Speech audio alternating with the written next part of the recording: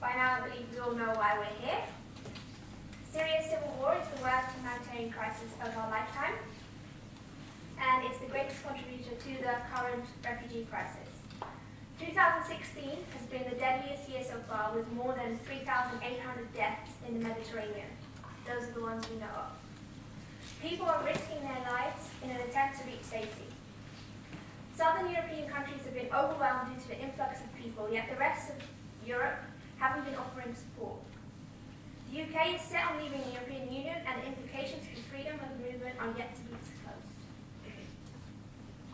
Welcome to Refugee Reality. I will be the chair this evening. For those who do not know me, I'm Ila Muslawi, a medical student and founder of Salt to Calais, the refugee solidarity group here in Southampton. First of all, I would like to introduce a special last-minute addition to the evening. His name is Timur Qaisi. He's a friend of mine. He's a refugee from Iraq. And please, Timur, make your way up.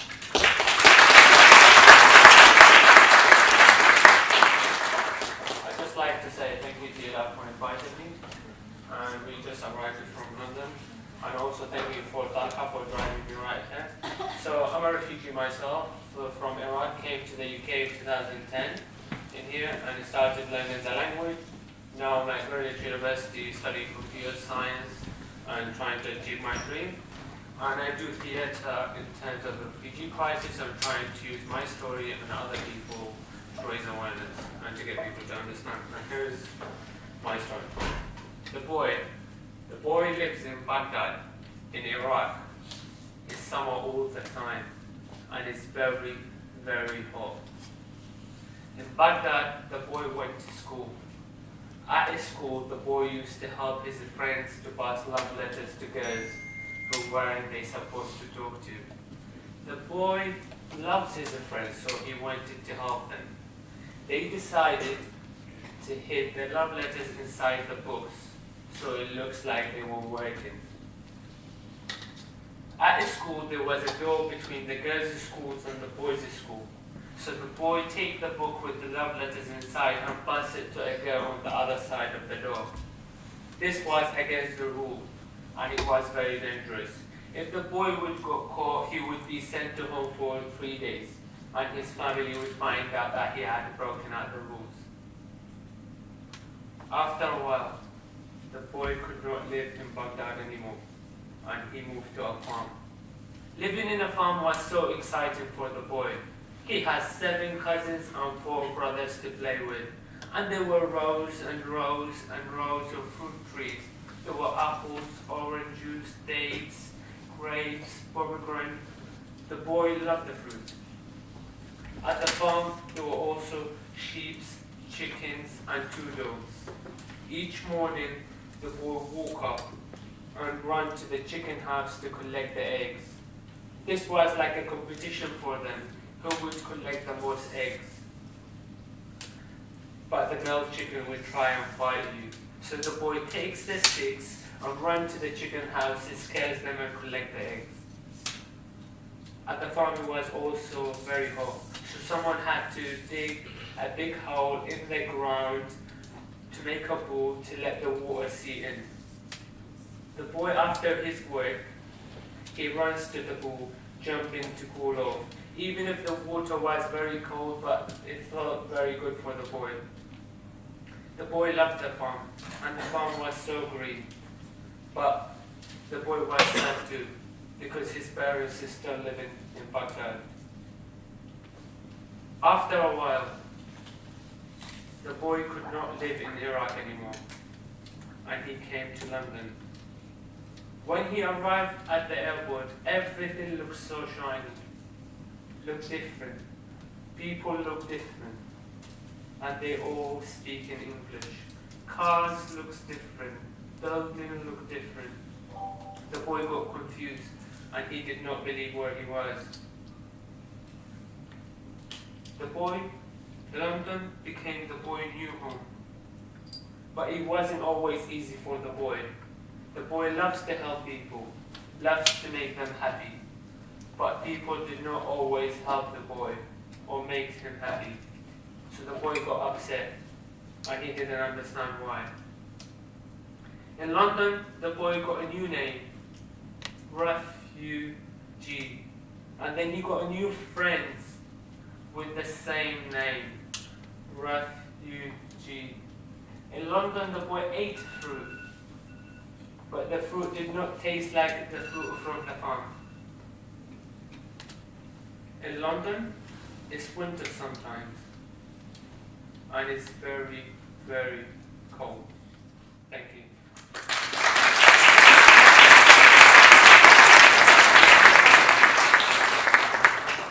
Thank you, Timur. So that was a nice way to start off the evening with some nice story. We've been having some technical difficulties regarding getting in contact with the next speaker, but I'm going to introduce the setting anyway. So this evening I wanted to take you all on a journey. We're going to start off in the Middle East. So one of the speakers that we've got is Dr. Hamza Al-Khatib, and he's currently in eastern Aleppo. So this evening, what we plan to do is start off in Syria, in a city called Aleppo, also known as Halab in Arabic. It was once Syria's largest city, and within its city centre was the historic old city of Aleppo, which is a UNESCO World Heritage Site. Aleppo has been divided since the start of the Battle of Aleppo in 2012, with the eastern region held by rebels and the western region by the government. It is the last major urban stronghold under opposition control. Thus, its fate is a strong factor for the momentum of the war, which is why pro-Assad forces, including Russia, have been bombing the area and targeting hospitals to take back control from the rebellion. I'm just going to try and contact Dr. Hamza Al-Khatib, so I appreciate your patience. He did say he was going to try his best to be available for his 9 o'clock. So just like that.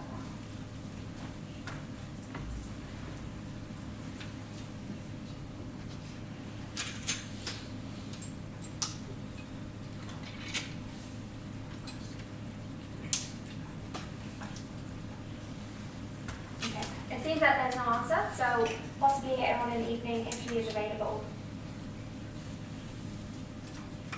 I'd like to move on to the countries surrounding Syria, such as Jordan and Lebanon, and their involvement in aiding Syrian refugees. So, Bakar Shah will be providing us an insight into the Middle East and how they've helped regarding the Syrian crisis. In the past summer, he interned at the United Nations High Commissioner for Refugees in Jordan, in a camp called Zaatali Camp. So I'd like to introduce Wakar.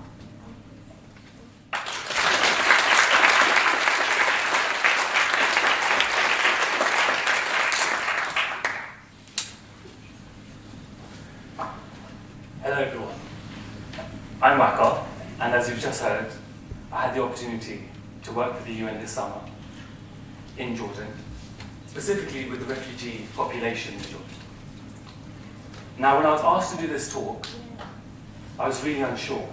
What could I possibly tell everyone here that nobody else in the panel could? These are all esteemed individuals who have given some part of their life to the humanitarian effort, and I'm just a student. But on reflecting on my time in Jordan, I realized there was a number of things that I had seen and experienced, perhaps unwittingly, that I could share with you, and I was excited to do so. Firstly, I had seen the migrant crisis from outside of Europe and the West.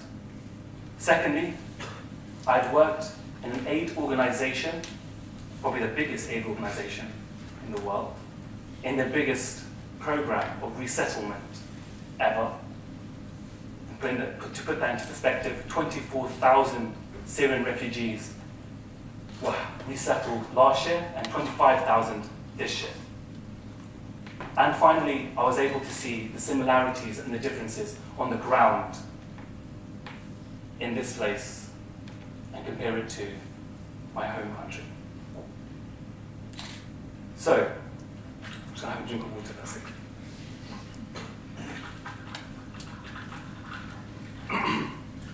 Before I go any further, I want to introduce Jordan.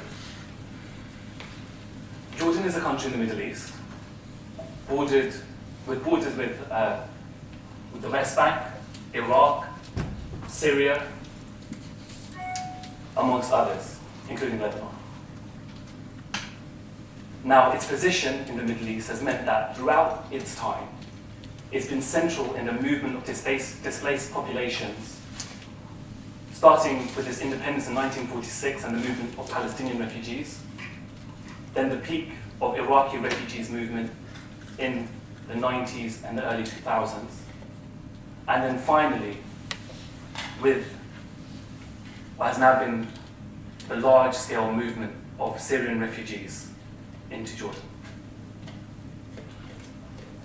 So how many refugees are in Jordan at the moment? There's 760,000 refugees in Jordan, according to the UNRWA and the UNHRC's official records.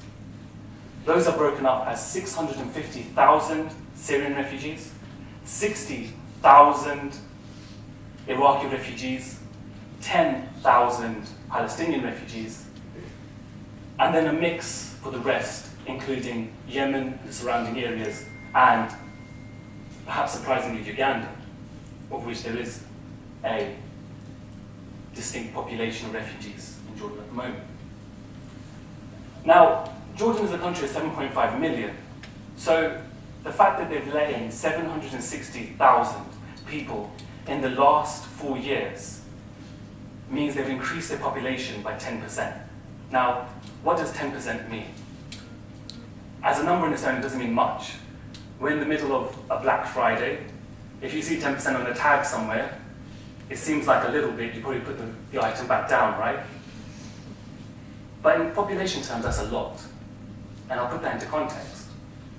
The UK, if it was to accept the same proportion of refugees to its population, would be accepting 6 million refugees. Germany, 8 million, as opposed to the 1 million that has got so much criticism and so much praise in the media for its humanitarian efforts.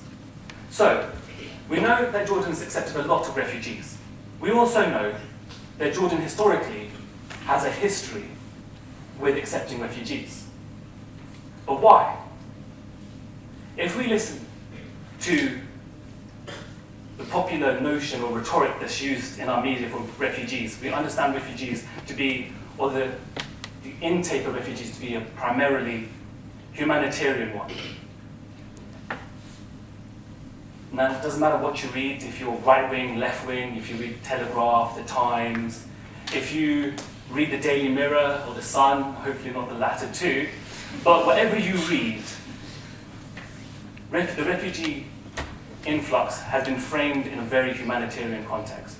Now, it's interesting to note that this is not the only context in which it's used in Jordanian governance. The Jordanian government has historically used the influx of refugees in order to increase the amount of aid that enters the country and therefore plough that back into development of the country. And historically, that's why the majority of the refugee populations in Jordan don't live in refugee camps as you would think of them. You know, when you think of a refugee camp, you imagine a kind of desolate area that's walled off from the rest of the community. And that's not the case in Jordan. Well, not until very recently. Most of the refugees in Jordan historically have been placed inside cities, inside Amman, the capital city, Idlib, and other governments. Because once you put them into cities, you can use the development money that they bring in order to plough the development money into existing communities and towns. So we understand then that it's beneficial to some degree for Jordan to take a large amount of refugees. They can leverage that with an increased in aid. However, this wasn't the only advantage that was presented to Jordan with the refugee crisis. So in 2011, the Arab Springs gripped the Arab nations. Wholesale public movement with the express aim to cause a political change. It is under this context that there was a muted but considerable movement in Jordan in 2011 and early 2012. Complaining about three main things people took to the streets. These were a competitive job market, scarce resources, and finally, a overburdened and strained public service. So, when Syrian refugees entered Jordan, they brought with them harrowing stories, recounting their tales of their experiences. And perhaps, unsurprisingly, this really quenched the thirst of a lot of the Jordanian citizens for public unrest and political upheaval. It is under this context that Jordan drew up a plan, the Jordanian government drew up a plan, to increase the influx of refugees, forecasting a certain amount of aid in order to develop their towns more and increase the happiness of their citizens. So that was the utopic plan that was put into place. However, not everything has gone to plan. Firstly, the humanitarian appeal has massive shortfalls.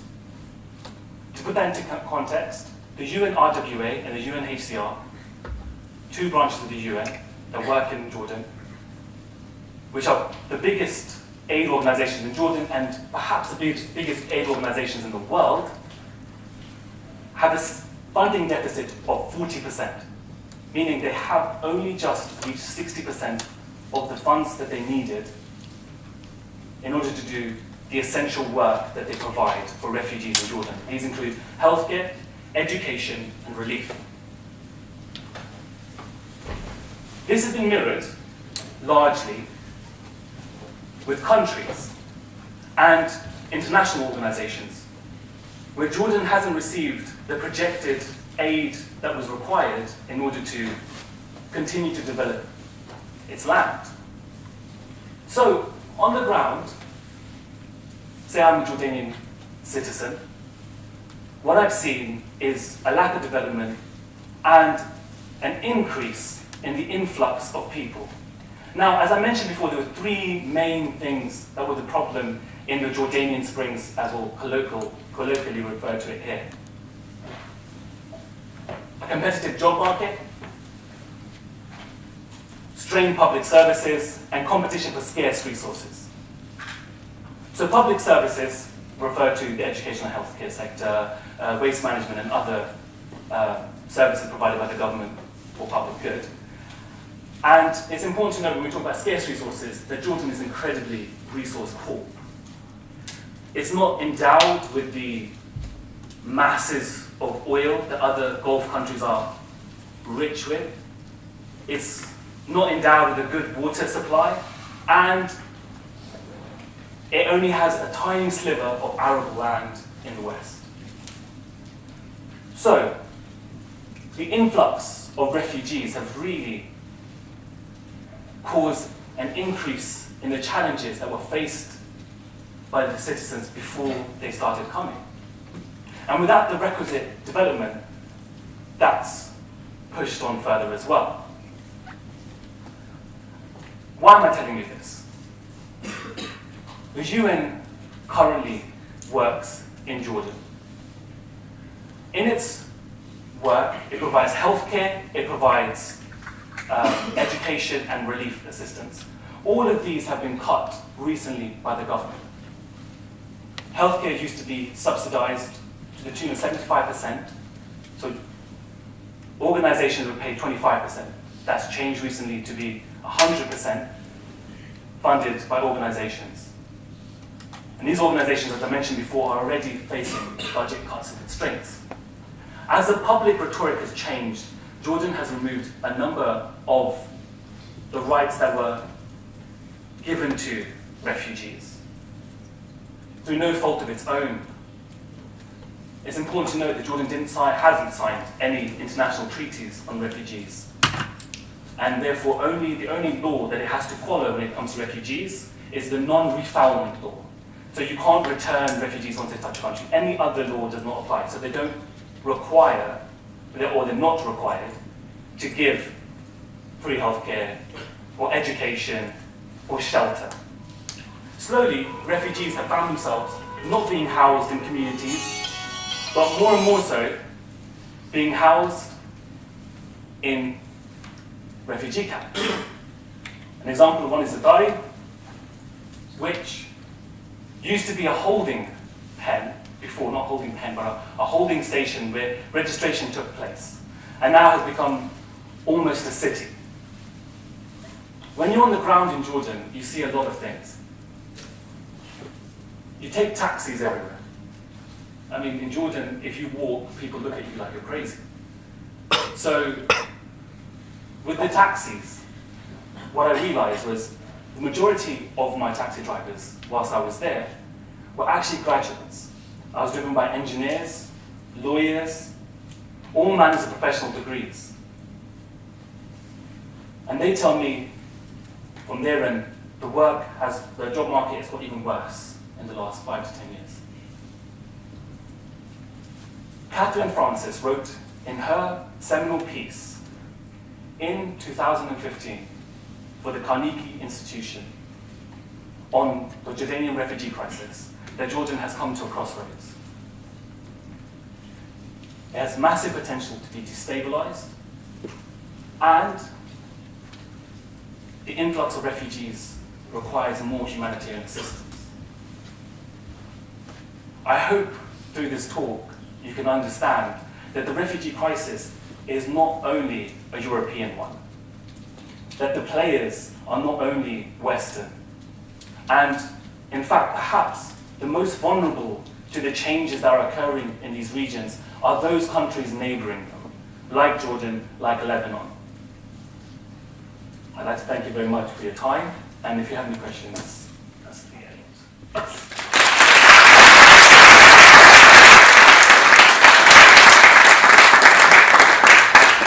Thank you, Akbar.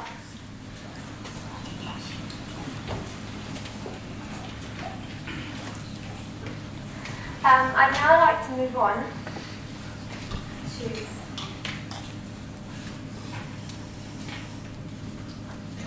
Greece. So,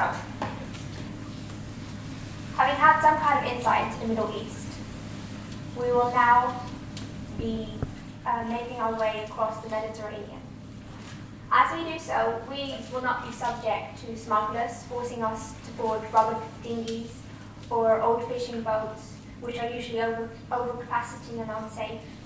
We will not be subject to dangerous waters and freezing, nor will we starve as we remain on water for however many days it takes to get to mainland Europe. We are not at risk of drowning.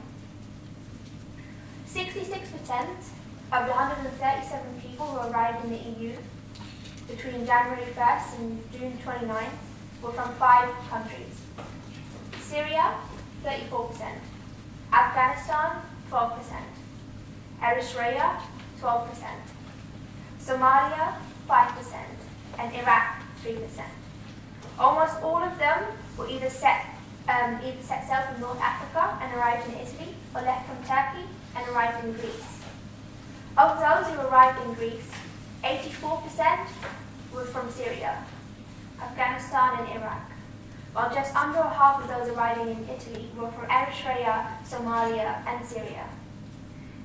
All of these countries are caught in conflicts, and there's widespread human rights abuses in all of them. The next speaker is Dr. Sarah Adelaide. She's a dear friend of mine. She's a GP registrar here in the UK. She's dedicated 3 weeks of her time. She's convinced her directory to allow her to take a trip to Greece to volunteer with the Syrian American Medical Society. And we will be Skyping her, and she's currently there. Yes, so this one should work.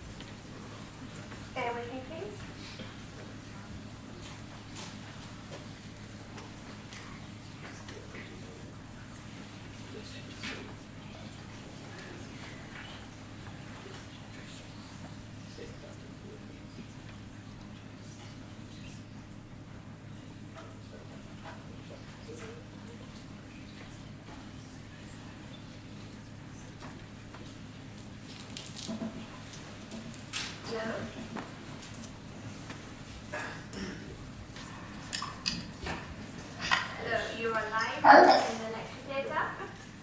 All right. Can you hear me? Yeah, I can hear you. So, Dr. Sarah Lele is currently in Greece. I will show you the lecture theatre if possible.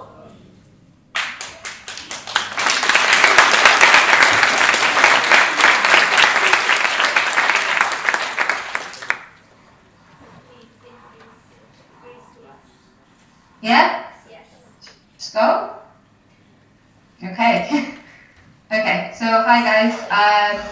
I'm Sarah. I'm a GP trainee from the UK, from Kuwait and Egypt, but I've been in the UK for a decade now.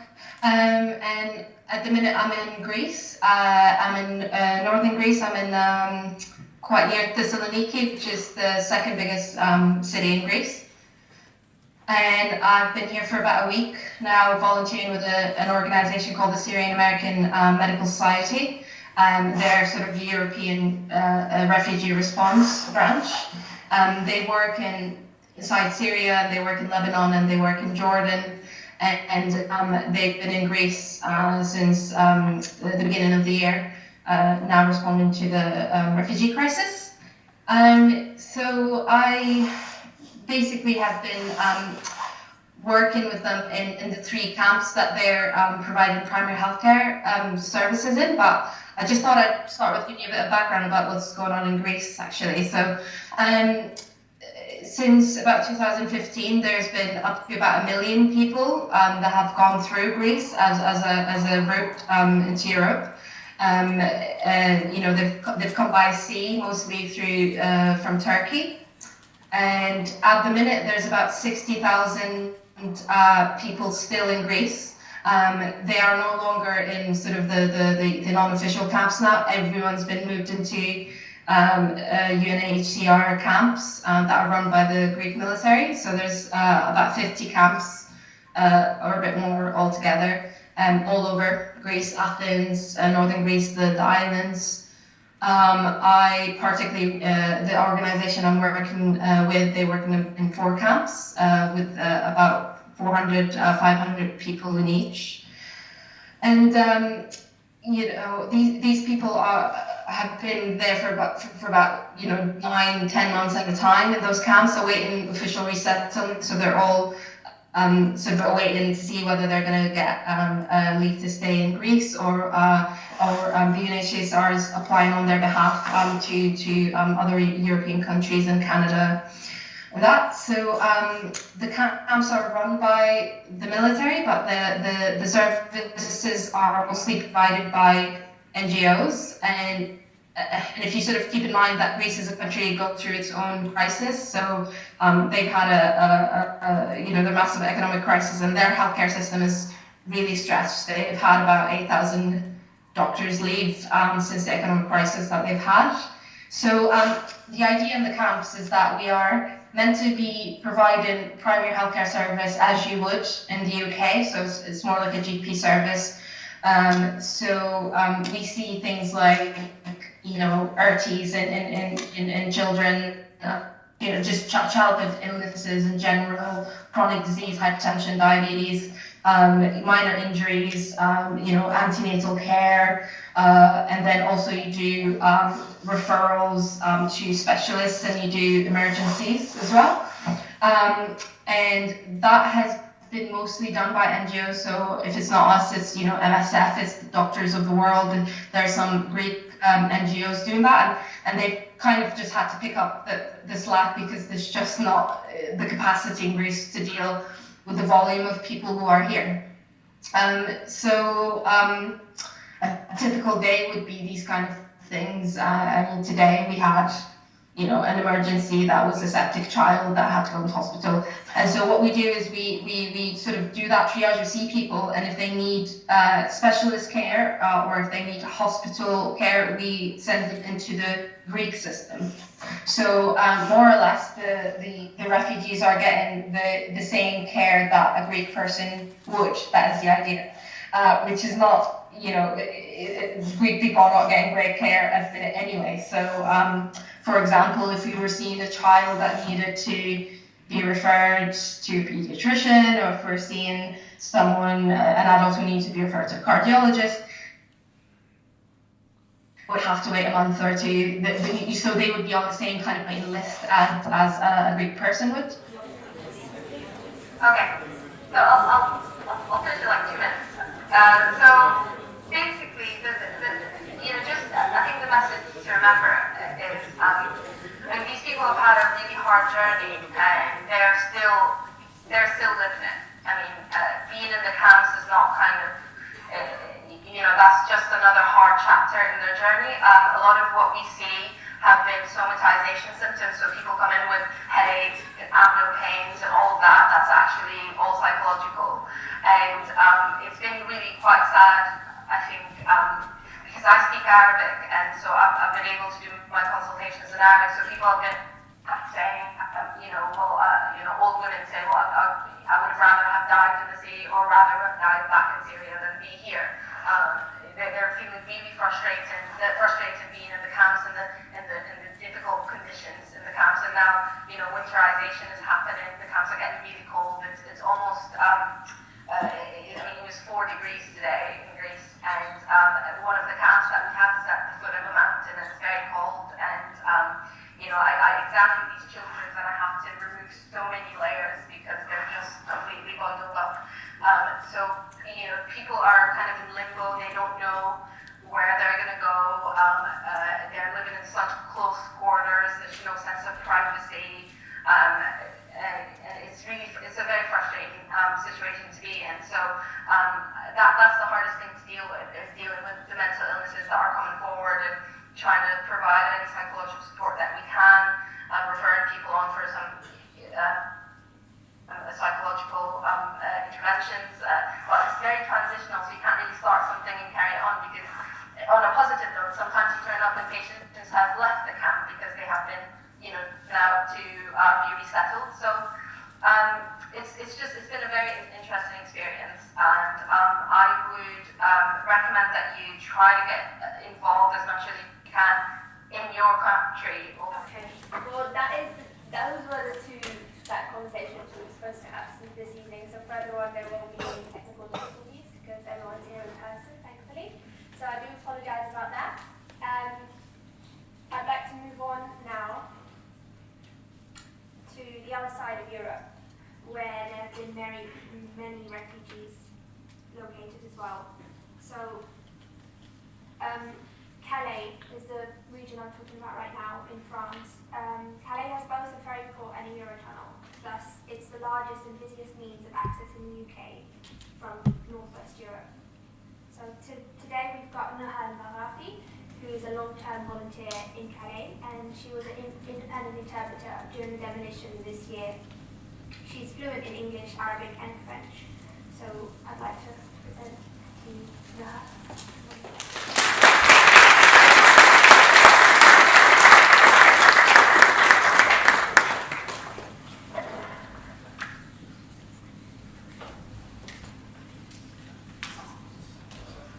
Good evening, everyone. I'd like to thank Ila for having me, and I'd like to thank everyone for being here today.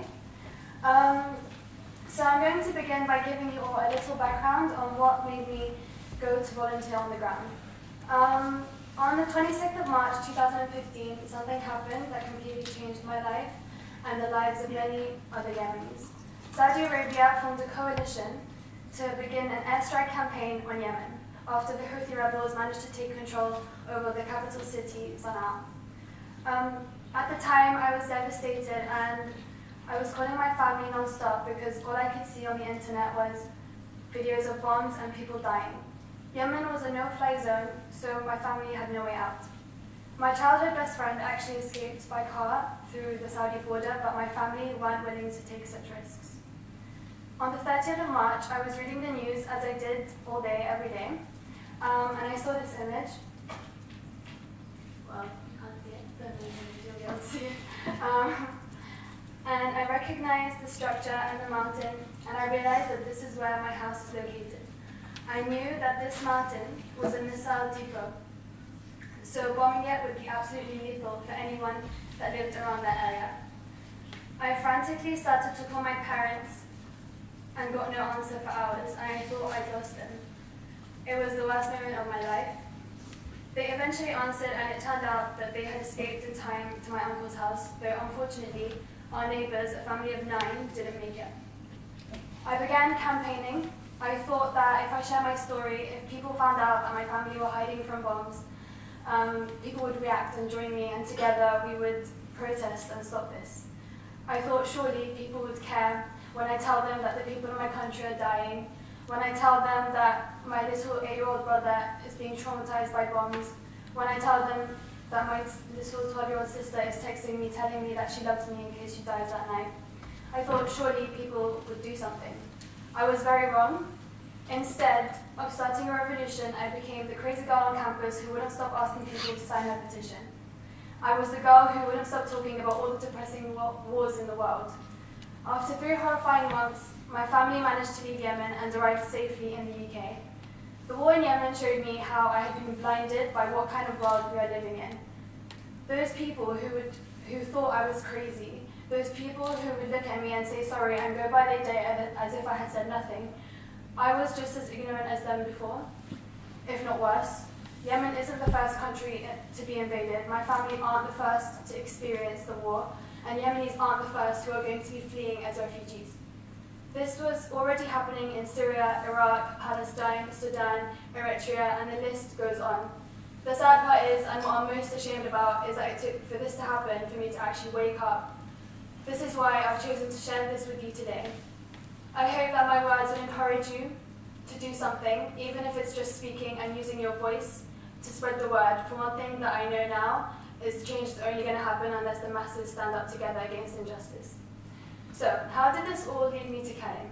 Well, the experience that I just spoke to you about awakened me, and I felt like I needed to do something. But I wasn't really sure how, until one day I was just scrolling through Facebook, and a friend had just posted an image of a refugee camp in the north of France, only a few hours away in a town called Calais, where thousands of people were being blocked from crossing to England. So the images shocked me, and 3 days later I found myself in Calais working in a camp known as the Jungle, with an organisation called Care for Calais, who were providing food and clothing.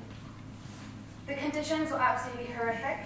It was freezing cold, the puddles on the floor were frozen. I was wearing 2 jumpers, a jacket, 3 pairs of socks, wellies, waterproof trousers, leggings, jeans, and I was still cold, and the refugees would walk past wearing a tracksuit and flip-flops.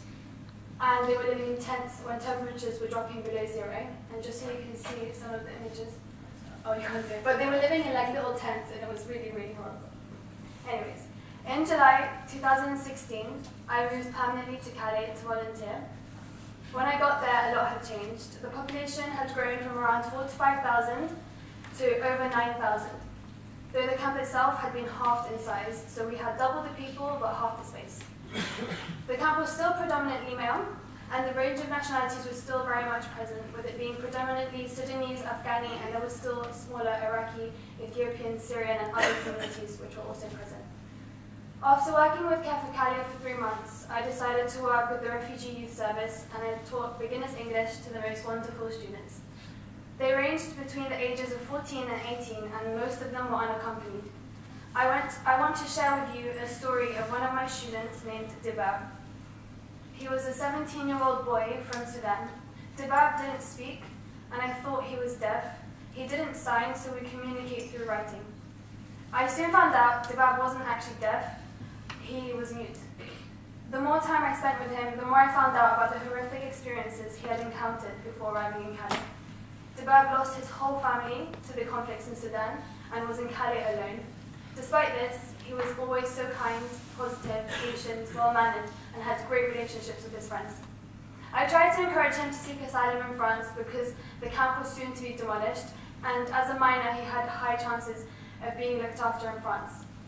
This is a conversation I've been having with many people daily, and usually most people would want to continue trying to get to England. Dibab's reason was one I had heard many times before. He said that he experienced a lot of racism in France and had been terribly mistreated by police. So he was afraid to remain in a country like this. He said to me, all the volunteers come from the UK, so I'm sure the UK won't be like this. I explained that not everyone in France is racist. In fact, there are many parts in France where people welcomed refugees. Though like many others, he seemed like he was completely against this idea, and this is something I couldn't really understand until Demolitions Week. Demolitions Week began on 24th of October, and we were informed that the refugees had to pack their belongings and head to the registration points outside the camp. The whole week, volunteers were made to do the government's job. The French government invested in more than 1,000 CRS for security. CRS are French riot police. However, volunteers were left to do the actual work for organizing the queues, providing food, blankets, and translating for the CRS. The registration of the miners stopped halfway through the week, and the location for the registration kept changing every hour. Bearing in mind, at this point, the camp was burning behind us and no one was allowed to go back in. The fourth day of demolitions was probably the worst. The camp had been officially declared evicted, but there were still hundreds of miners, adults waiting to be registered, and the registration process had once more stopped early the previous day. Anyway, on this day, we were made to take the kids back and forth across camp 4 times. Each time, the chief of police would give us a location and we'd get there and we'd told there's no registration at this place. Government workers promised us buses that would take the miners to registration, but the buses never came and the workers suddenly disappeared. Before we knew what was happening, the police decided to block us from entering into camp and we were stuck and on a deserted road. After waiting in confusion for some time, the chief of police came to us and said there would be no buses and warned that next time we see him, we and the around 150 underage refugees that were left with us should run. We assumed that this meant tear gas, which is something that's not new to the refugees in Calais. We realized that we and the miners were being messed with. This was all a game, and the miners left were never meant to be registered. It was meant to set a sign to put off people from coming to Calais. The aim was to provoke a fight so that the CRS could tear gas us and everyone would disperse, where they would eventually get arrested and deported. We started to tell everyone to stay calm and telling them to stay with us and that we were on their side and hopefully buses would come. The police eventually formed a line and started walking towards us rapidly and threateningly. And these police that I'm talking about weren't even uniformed CRS like we see every day. They were just wearing jeans and random bandanas on their faces and holding all their riot gear. Until we were kettled in by riot-armed police from both sides on one road. We were there for 4 hours, worrying where the children could see that night, and it was getting cold and dark. Finally, the chief of police came and said we were allowed to let them back into camp and sleep on the floor of a school on the outskirts of camp. There was no security or anyone else to look after them, and once again we were given the responsibility which felt too much for us to handle. The camp next to the school was now just a burning, mostly deserted village. There was fascists and anarchists roaming around it, and 15 volunteers, including myself, were held responsible to look after 120 miners overnight. The next day, the long-awaited buses finally arrived. I was relieved to think that our work was now finally over, but next minute I received a phone call that there were miners on the other side of camp who only spoke Arabic and were refusing to board the buses. To get to them as quickly as possible, I borrowed a bike from a refugee I'd bumped into, but got arrested on the way by the police patrolling the camp, because apparently the bike I was on was stolen. I explained to the policeman that I was trying to get these miners to get on the bus, but still, that was not enough of a reason. The bike I was on was stolen. I was put in a cell for almost 24 hours, and then being in the cell was terrifying, and I was mocked as I cried by the police. Luckily, my British passport meant that I wasn't as badly treated as the refugees that I saw coming in to the other cells that night. It was now clear why so many refugees completely refused the idea of seeking asylum in France. That week, I finally realized exactly how badly and undignified the refugees were being treated. It had become their normality to be humiliated by the police and to be treated like a burden or like criminals by the government, and to be moved around for the sake of power struggles and politics, which felt particularly unjust, knowing to some extent everything they'd gone through already. This is only part of the story of how people were regularly treated in Calais. Refugees have experienced far worse treatment and violence from police, especially during times with less press presence in the camp. And it was usual for refugees and volunteers to be left to fend for themselves. As of now, 1 in 3 of the jungle miners have gone missing, and who is to blame? Yes, all this is all happening in France through the hands of the French government, but we must recognize that it is also a result of the British government's failure to act and help the people waiting outside their borders. For example, by properly implementing the laws in place to protect underage refugees like the Dubs Amendment. Instead, our government is building a wall in Calais to block these vulnerable people from entering Britain. Thanks for listening.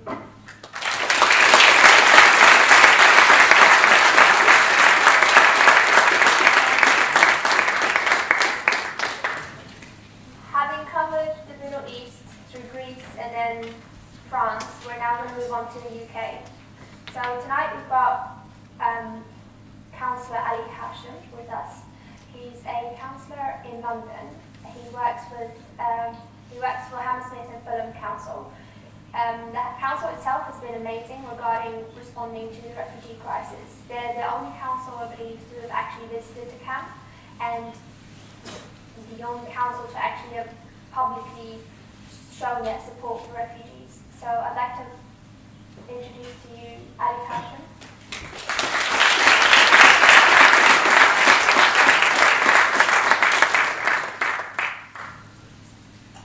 Thank you very much. I probably feel you'll feel very emotional from the last story. I kind of go between what's happening in Calais and what we're doing in the council. The story starts with, sorry, my heart's still beating from that story. It's, you should be a politician. And then you realize how cynical politics is. On the inside, politics can be empowering at first, especially in the beginning, because you feel like you win an election, you go into a position, and we went from being in opposition into going into government and actually ruling this council. And this is 2014. And then it starts off, amazing. You can make all the changes in the world. Anything you can think of, this small part of London can now do that. And then it starts off with so many things you can't do. There's these other priorities, and you have these other responsibilities. And so that kind of pulls your attention every day into 4-hour meetings that actually are just there because the bureaucratic system requires you to attend these meetings in order for a protocol of the government, and it just goes on like that, exactly like that. You think some parts of your lectures are boring, but it's until government gives you out what audience, and you can't even have a phone there. Right?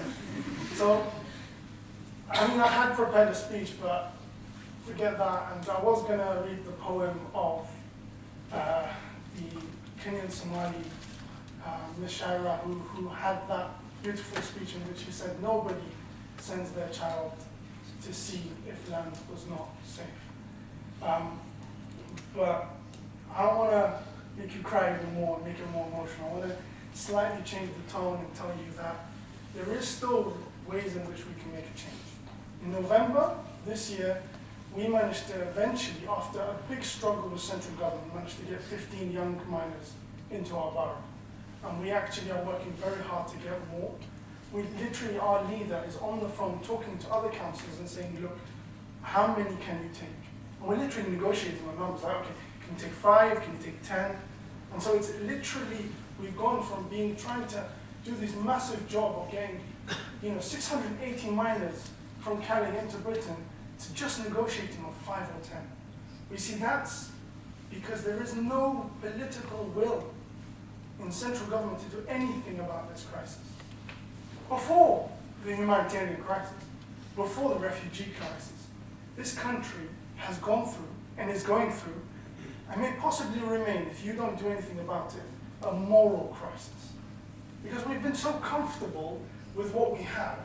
We've been so comfortable with all these technological advancements, but one thing we haven't taken note of is our relationships with our families, our relationships with our neighbors, our relationships with one another. And we've put all these barriers around us, and the result of that is when you're faced with such a massive crisis, you can't do anything. Because you don't know who to talk to. You don't know how to portray your message. You don't know how to get your cause from just your heart to action. Because there's all these barriers that these politicians, that the media, that all these other cynical institutions have built within us. And I'm coming from a point of view, I was born in Syria, and in the 90s my parents escaped Syria. My parents are Iraqi, and my father escaped from Iraq, from that dictatorship. Lived in Syria for a bit, graduated from Aleppo University, only to be used as a pawn against Saddam Hussein within the Syrian regime, and then be rejected by them, and we had to run away to Britain. So I went from a refugee, which is only a status I rediscovered, because it took a child to die on the shores of Turkey for me, the person who thought that he could change the world and really be involved in politics, to rediscover my identity as a refugee, to rediscover that that is what my calling is. And thankfully, I went really far with it. I managed to get a council on board, I managed to get other councillors on board, lobby central government, lobby local government. I met President Obama to talk about it. We really went, Angelina Jolie, we really went far with it. But that does not make a difference if that councillor and council leader does not make that call to central government and put that pressure. All of that doesn't matter. If the person who says when they want your votes, he says he's got the power to make the change. But when it comes to it, we have to renegotiate that they actually have the power. They'll tell you how powerless they are, how budgets are difficult, how all these piling problems of the pensions and all the government changes are. But the reality is they do have power. One, they might be ignorant about how much power they have. And two, there's just no will. And will is about people and pressure, and what we do every day, what you tweet, what you talk about. That's political will going from you to them. Nothing is more worse to a politician than to realize that 75, which is my majority difference, if 75 people switch their votes from voting from the Labour Party to the Tory Party or abstaining, I lose my position. Nothing is more scary to a politician than to tell him, your majority of 1,000 has just decided that if you don't do something about this, they will no longer be voting for you. He will be on fire, or she, for that matter, will be on fire to do anything you want. And that's your power. But we don't realize that power, because there's so much barriers between us and real power. There's so much struggle that we have to do that it takes us so much to convince central government to implement its own law. The Dobbs Amendment means there are hundreds of kids are allowed by law to be here today, instead of being chased around.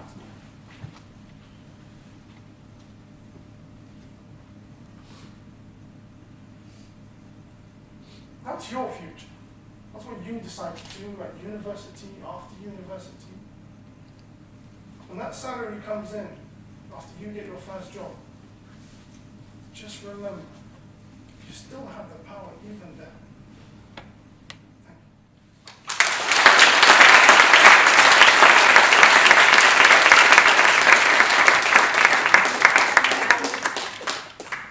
That's very helpful. Now, for our final speaker,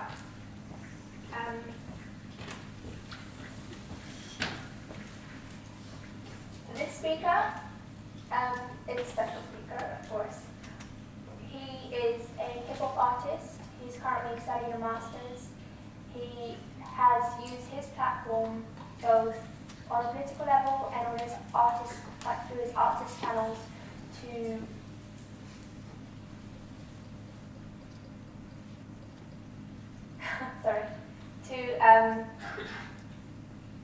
sorry, I've lost my train of thought.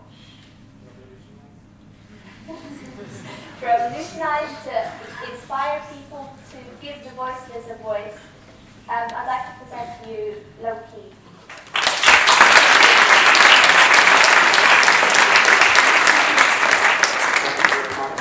It's a pleasure to be here. I'd really love to thank Ilah. This is inspirational for me.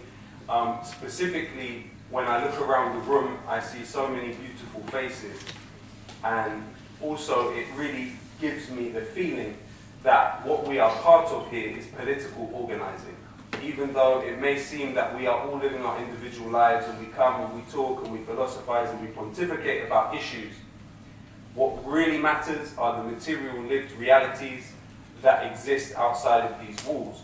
So when we leave this place, it is upon us in our daily life to try and do what we can to apply the things that we learn during political organizing talks such as this. And the reason why I'm really proud to see what ELAF is doing and has done, it's important that we have more diaspora-led movements within this country that are focusing on building bonds with people outside of these borders, but also female-led movements for people like myself to learn from. So when I'm coming into a situation like this, I learn from ELAF. We first met when I was an organizer with a now defunct organization called London to Calais. And what we were focusing on was combating what I call the war on immigration. Now somebody, when they hear me say war on immigration, they'll say, look around the room at the beautiful faces you see. Look at your own face. How is there a war on immigration if you are standing before us? So bear with me as we're going to get into this.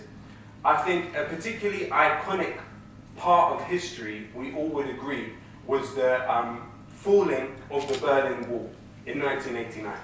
Now, during that time, we have heard so much about the horrors of the realities in the east of Germany, of the horrors of communism. But how many people do we think actually died trying to cross that wall? Now, the most conservative estimate of that is 125. The largest estimate is 200 people died trying to cross the Berlin Wall between 1961 and 1989. How many people, in contrast to that, do we think have died trying to traverse and circumvent the borders of Europe from 1988 until 2011? This is prior to the Syrian issue. 15,500 people died during that period trying to cross into Europe. Thank you very much for him. So, let's just get our head around those numbers. Let's just get our head around those numbers and again contextualize it within what I'm talking about when I say the war on immigration.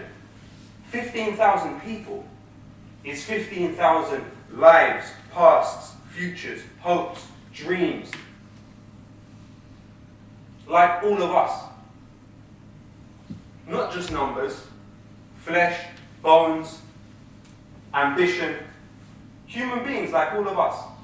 15,500 people died trying to cross into this place, are literally dying to stand physically where we are standing now. What's this about? How did this happen? This doesn't take place in a vacuum. Now, it's important that we interrogate and unpack and deconstruct the ways that something like this could come about and what the background, ambience and context of this is. But it's also important that we look at the specific ways that people die, and people die from borders. Number one, as everybody in this room is absolutely, completely aware of, drowning in the sea. As we said earlier, the amount of people that die on the strait, mainly between Tanja and Jebel Tariq, or Gibraltar, you have people trying to cross this sea, because depending on who you ask, it's either 14 miles or 9 miles apart.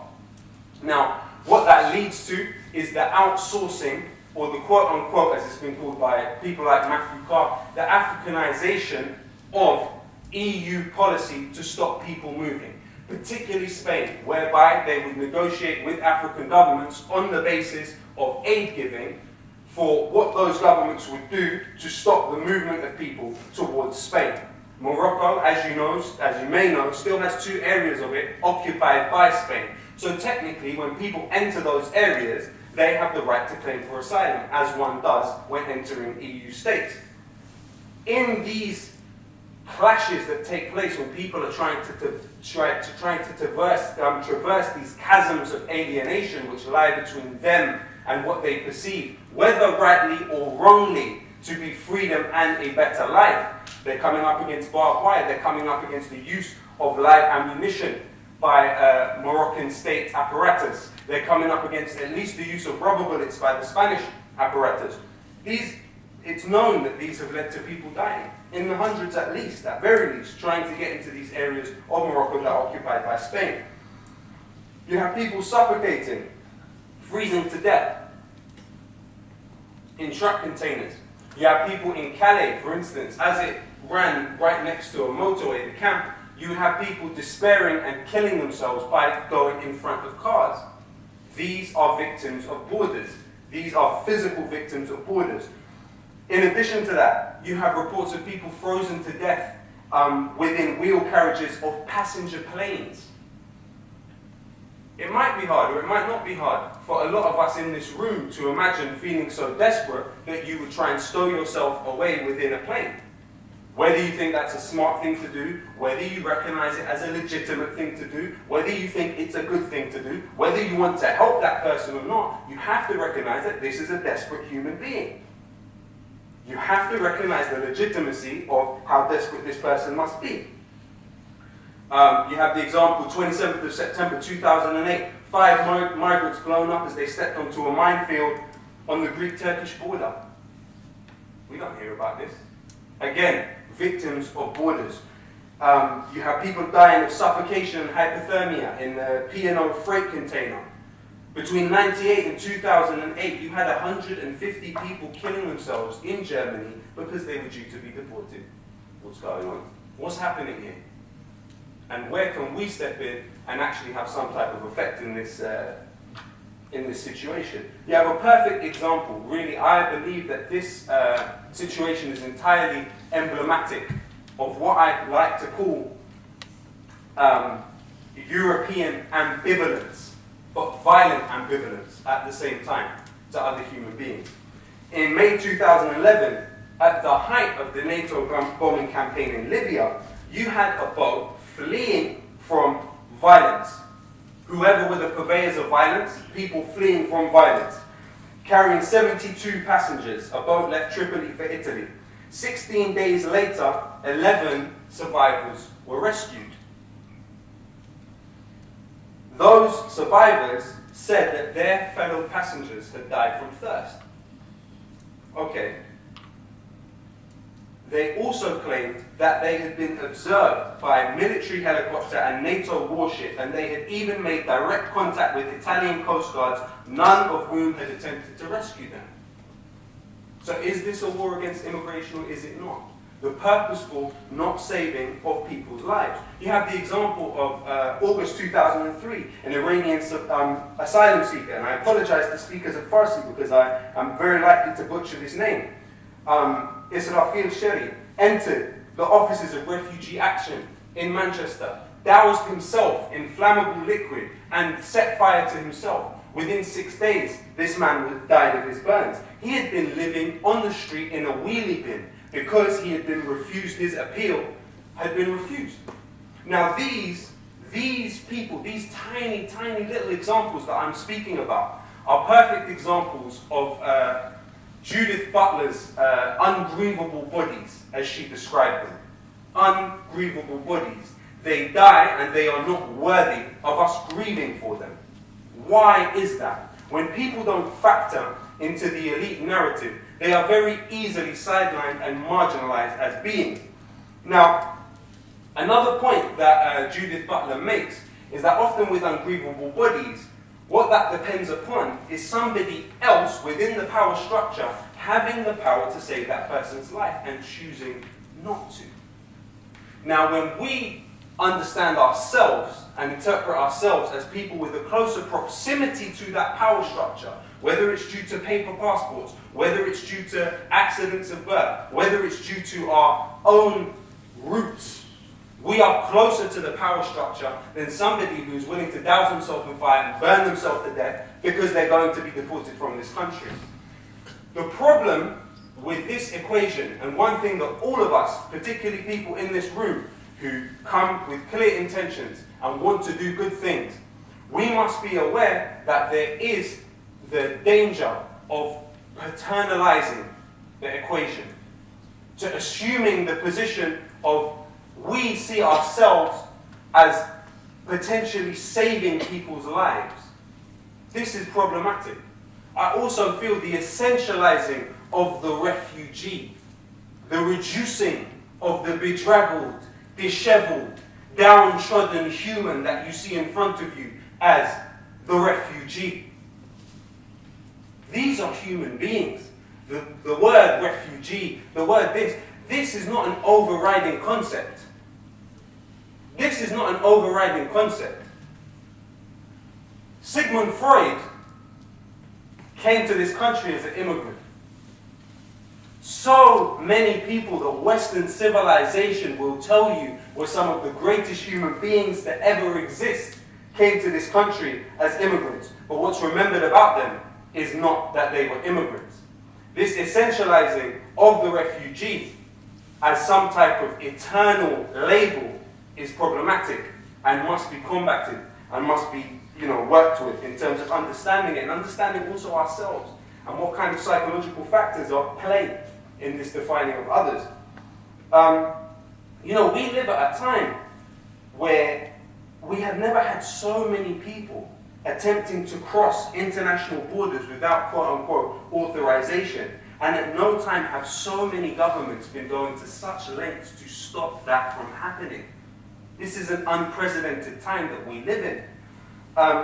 It is described in some circles, mainly the tabloid-inspired, oligarch, press baron, tax-dodging, class-inspired group of people, would refer to these movements of human beings as reverse colonialism. Never before have we heard such a vulgarized interpretation of events. Let's talk plainly. Between 1840 and 1914, some 50 million Europeans immigrated to the Americas and the colonies. Many, if not all, of these journeys were done with little to no documentation. 50 million people over this period of time with little to no documentation. What does this sound like? People that talk about reverse colonialism are also forgetting the essential truth of the matter, is that colonialism was accompanied not only obviously by state power, but by weapons, by the threat of violence, and by the enforced monopolization of the use of violence. Also, colonialism is what determined these borders. It's what determined these borders. Let me ask you a question. Even if we internalize this idea that somehow through accident of birth, someone is more deserving of state benefits, do we not see that someone from Sudan, Methalan, for example, whose the capital city, Khartoum, was born in the shape of the Union Jack. It was built in the shape of the Union Jack.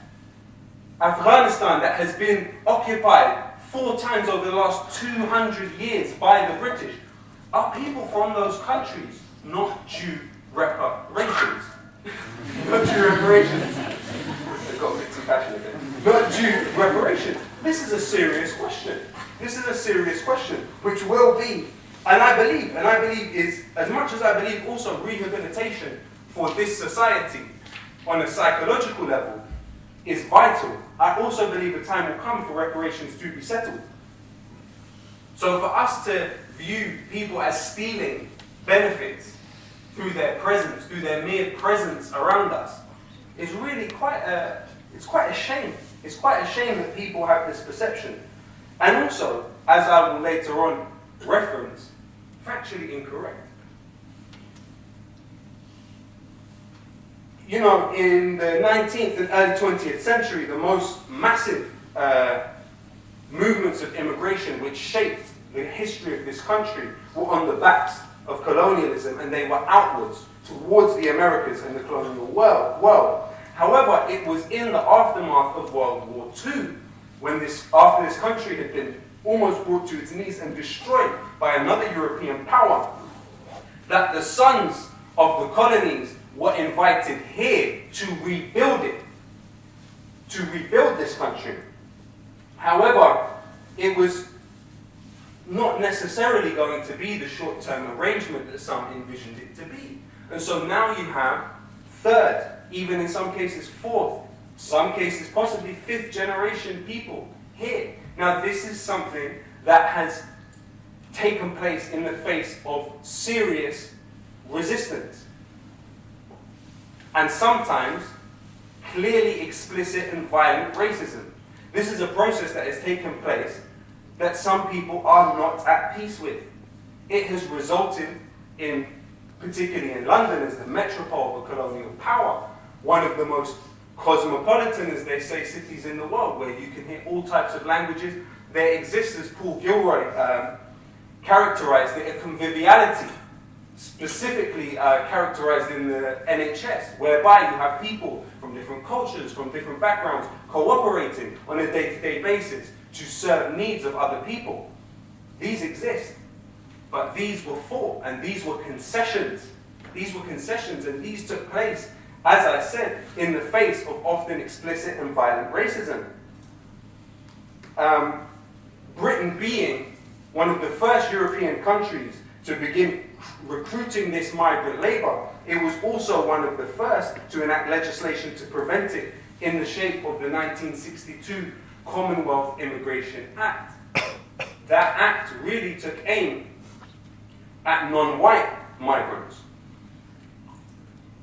due to them being from the quote-unquote Commonwealth. You had at the same time in Australia, Britain's extra racist son, White Australia policy, whereby the attempt to mainly make sure that immigrants that were coming into Australia were from Europe, and making it almost impossible for people from other places to come into Australia. At the same time, when the indigenous inhabitants of those 500 nations, which were genocided into one state after the arrival of Captain Cook around 200 years ago, the indigenous population during those 60s were categorized in law as fauna and flora, plants and animals. They had to fight for that to be changed within Australian law. You have these degenerates like Katie Hopkins and her ilk, who essentially are complicit in murder. They're complicit in murder. They provide the ambience for murder, arguing that we should Australia-ize, we quote-unquote, should Australia-ize our immigration policies. So what she means by that is a lot of the surrounding islands around Australia, they outsource the detention of new arrivals. They do not allow people to disembark from the ships that are coming to Australia. So, but what is this phenomenon about? Why are these people desperately trying to reach these centers of what is Anglo-Saxon European presence around the world? What is this about? How did this happen? So we live in a time when quote-unquote globalization reigns, but what does that mean? What does that mean? That means brands from all over the world and ideas from all over the world, videos and people from all over the world can communicate. I am wearing shoes, no doubt, stitched in Vietnam. I'm wearing a top, probably stitched in Bangladesh. I'm using a phone that has material coltan in it, dug from the grounds of the Congo. But the person who risked life and limb to dig those materials from the ground for these contraptions, which we all hold dear and use on a daily basis and often are closer to us than members of our family, the person that risked life and limb digging these ingredients from the ground, if he was to come to this country, it would be a little more complicated. He would be detained. He would be detained. He would be sitting in Calais. As a matter of fact, funnily enough, the way that I interact with this issue is through London to Calais. I also was a translator for Citizens UK and Islington Law Centre. And one of the guys that I translated for from Sudan was, in fact, somebody that used to work in a gold mine. So we are completely at ease with this ease of communication. We can turn on the video and see somebody speaking in an interview from Iraq, for example. You can see all over the world these communications are happening. However, these movements of people are being interrupted. People are being suppressed in this way. So, moving on from that, I would like to make clear that our job within this equation is to problematize the normalized. It is to seek out the things that are normalized and to problematize them. Because this is what points to the truth. If we all in this room think about what is the most quintessentially English thing, who would like to tell me? Tea. Thank you very much. Could you show me to a tea plantation in England, please? Is there a plantation for tea in England? What vitally goes with the tea? Sugar. Where did the sugar trade come from? Where was the sugar brought from? Who worked to bring the sugar and put it in the tea? Okay, so let's problematize what is quintessentially English. And later on we will return to it. This is why this country needs psychological rehabilitation. Psychological rehabilitation. We all do. We all need to recover from the trauma which was colonialism. We all need to recover, but specifically and more in need of it than anyone else are English people.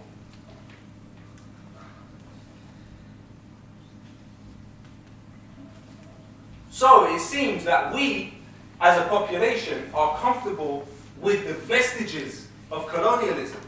That's not problematic to us. We're relaxed with the ideas of colonialism. We accept the borders that were created by colonialism. However, are we necessarily at ease with the residue of colonialism and the people from the colonies coming here? These are serious questions that need to be asked.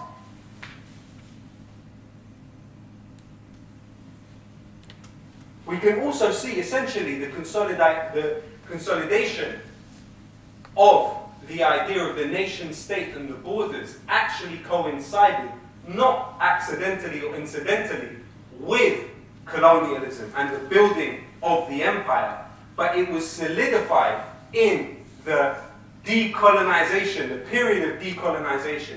These ideas of national states, these ideas of borders were largely formed. But what are borders? If not expressions of the fears of the people within them, if not tools of alienation, if not chasms of difference, if not paper walls, if not the creation of illegality, the creation of admissibility.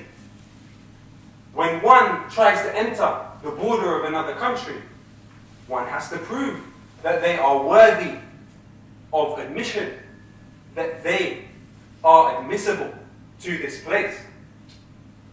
These over 15,000 people that died were considered not admissible somewhere. Why and how did this happen? So my experience really with this issue was mainly in Calais. I conducted quite a few interviews, psychological assessments, really only 4 cases where we were using the Dublin Amendment, mainly with minors. One of the cases was not with a minor. 3 of the cases succeeded. 1 of them did not. Something that really was a complete learning process for me, as this evening has been as well. I was able to really come to terms and come face to face with my own presumptions, with my own assumptions, my own vulnerabilities, my own limitations, and really think about the decisive factors that determine the material reality which each of us live. and how sometimes they can be very, very small strokes of luck, very, very small incidents which change our destinies for a long time. Something a lot of people don't know about Calais, especially here, is that for 2 centuries it was a part of Britain with parliament representation. Up until 1558, it was part of Britain. So theoretically, had these people, these thousands of people that live in what can really only be described as squalor in Calais, now it's largely cleared and they've been sent across the country to detention centres where God knows what is being done to them. But were these people to be in Calais, most of them with relatives in England, most of them, the vast majority, this is why they came to Calais in the first place, were they to be there 500 years ago, say, around 500 years ago, they'd be in Britain. It would not be this difficult for them. So it is within this lens that we can really understand the contradictions which exist within the equation of Calais. Another ironic but quite amusing example which reveals this was in April 2010, hundreds of British holidaymakers found themselves, quote unquote, stranded in Calais. Their flights had been disrupted by the Icelandic volcanic ash cloud. Now, British newspapers fell over themselves at that time to sympathize with the plight of these British citizens stranded in Calais. Someone even went as far as to send a flotilla of privately owned speedboats attempting to rescue these stranded travelers. There's no mention that exactly at that same time, there's people with first-degree relatives in Britain literally being tear-gassed, being beaten, having dogs set upon them, some of them burning their fingertips. Because one of the aspects of EU law which makes people's lives more difficult is the understanding that once you have applied for asylum in one place, you can't apply in another place. So once you've taken your fingerprints, the understanding among these people who are struggling with freedom of movement, refugees, the understanding among them is once I've given my fingerprints in one country, I'm not able to claim for asylum in the place I want to go. So you have people burning their fingertips. You have people climbing over barbed wire.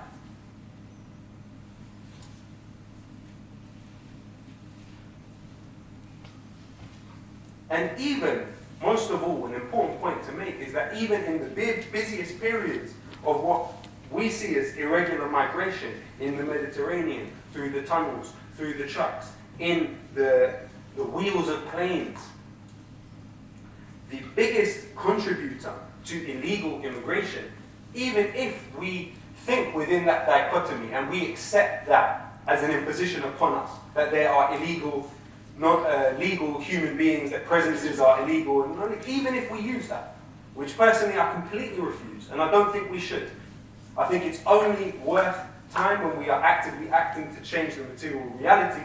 But even if we use this idea that people are illegal and illegal, the largest contribution to illegal migration in this country is people that have flown in on planes and overstayed their visas. It's not people creeping in to Dover and Folkestone through trucks. It's not people jumping into the back of trucks. That's not the vast majority of people doing it. So it's a point worth being made.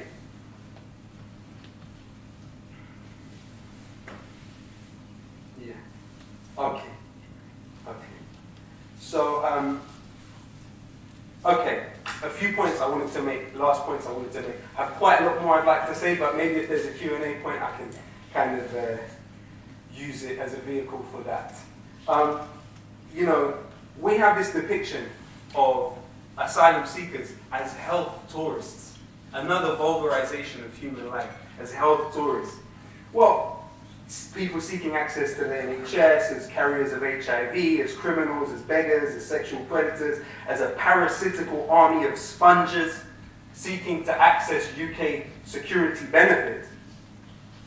But does that ring true? When we look at the NHS itself and an internal survey that was done, finding that 10% of the employees of the NHS are themselves quote-unquote foreigners. The understanding of a study that was done recently whereby Theresa May said that if a person doesn't own above a certain amount, 30k plus, she hoped that this situation would allow her to deport them. A study was done which said that around 30,000 nurses from the NHS would have to leave England. So rather than seeing most of the people that immigrate to this country do it at a young age, they're young, they're not like the hundreds and thousands of retired English and British people that go to the south of Spain, who are older, and hence will need more medical attention, inevitably. Unfortunately, it's the reality of life. The young people that come here generally are less likely to need medical attention. It's important that we make that clear. Also, on the idea of benefits, you have a study that was done by UCL in 2013, done by students at UCL, which calculated that migrants in the UK contributed 8.8 billion more than they received in benefits between 1995 and 2011. So what's this all about? What's really going on? What interests are at work?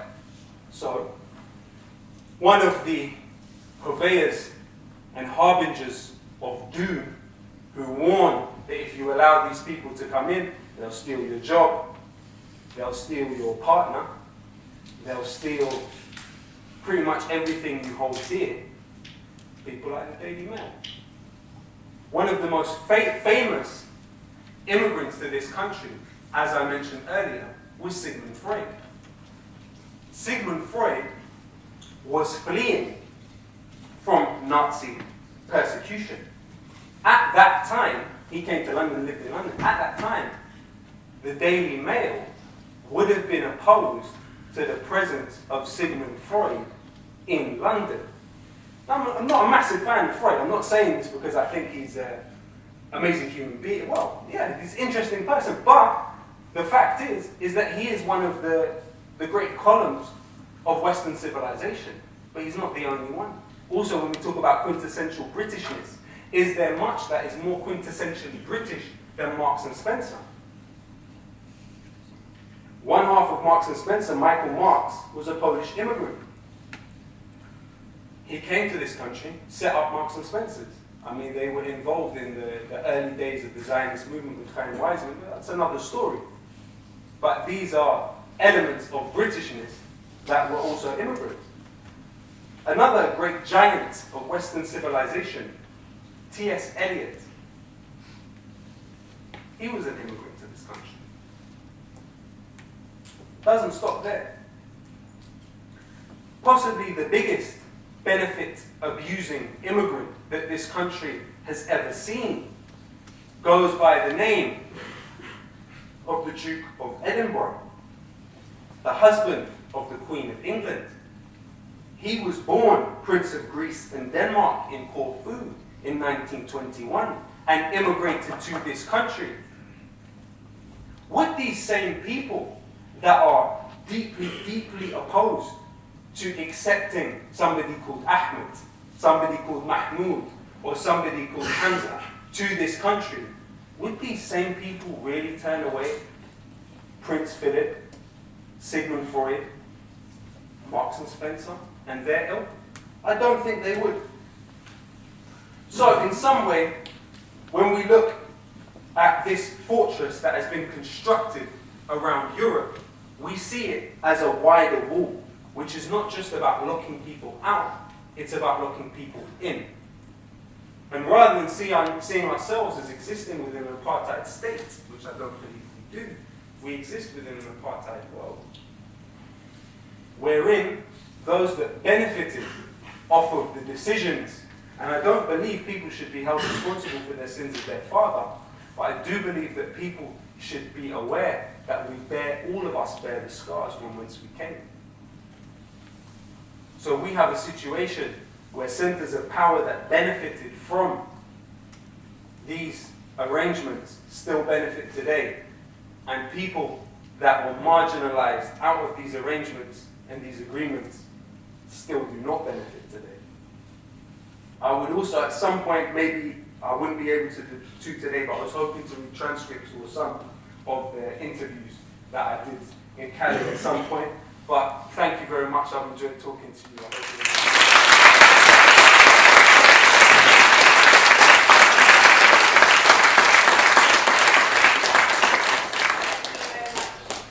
you Sophie.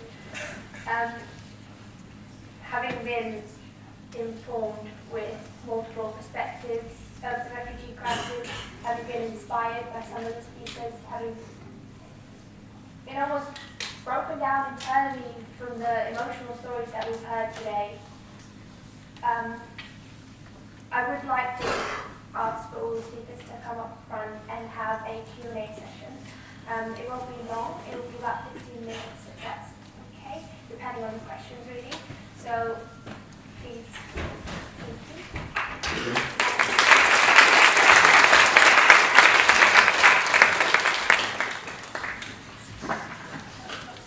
Test. So, this will be passed around by someone. So we're just going to take questions and direct it to the speaker, direct it to the whole panel. It's up to you. Hello everyone, thank you very much for your talk. Learned a lot from each and every speaker, particularly from the emotional side and from the facts. I certainly learned a lot tonight, I'm sure we all do. In terms of practical things, can you just give a few points as to say what that average human being could do, just like you may say a few sentences each, as to what you think how the average person who stresses about family, has financial issues, whatever it is, could do? That would be really helpful, I think, for all of us. Test. Okay, well, I personally know you, Talha, and I think that, you know, as somebody with medical qualifications, the service that you provided in Calais and things like this is massively important. All of us have different resources that we can use to fight against the otherization and the alienation of other people, even if it's just learning from them. There's an opportunity to learn. When somebody coming from a different place moves next door or moves near you, you have the opportunity to learn about them, learn about their life, maybe learn another language. So, but with you, you don't need to take any advice from me, man. You're doing great stuff. So. Hello. That's a good question. Hello? Yeah, that was a good question. For me, the best thing that anyone can do is just get educated. The more that you know about these issues, the more that you know about the solutions that you can see in front of you. So that's what all of my talk is based on, and that's what I believe that people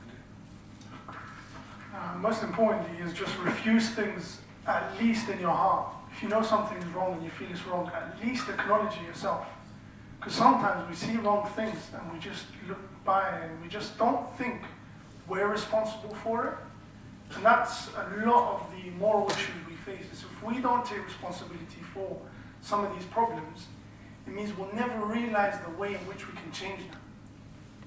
And also vote for the right people to get into power.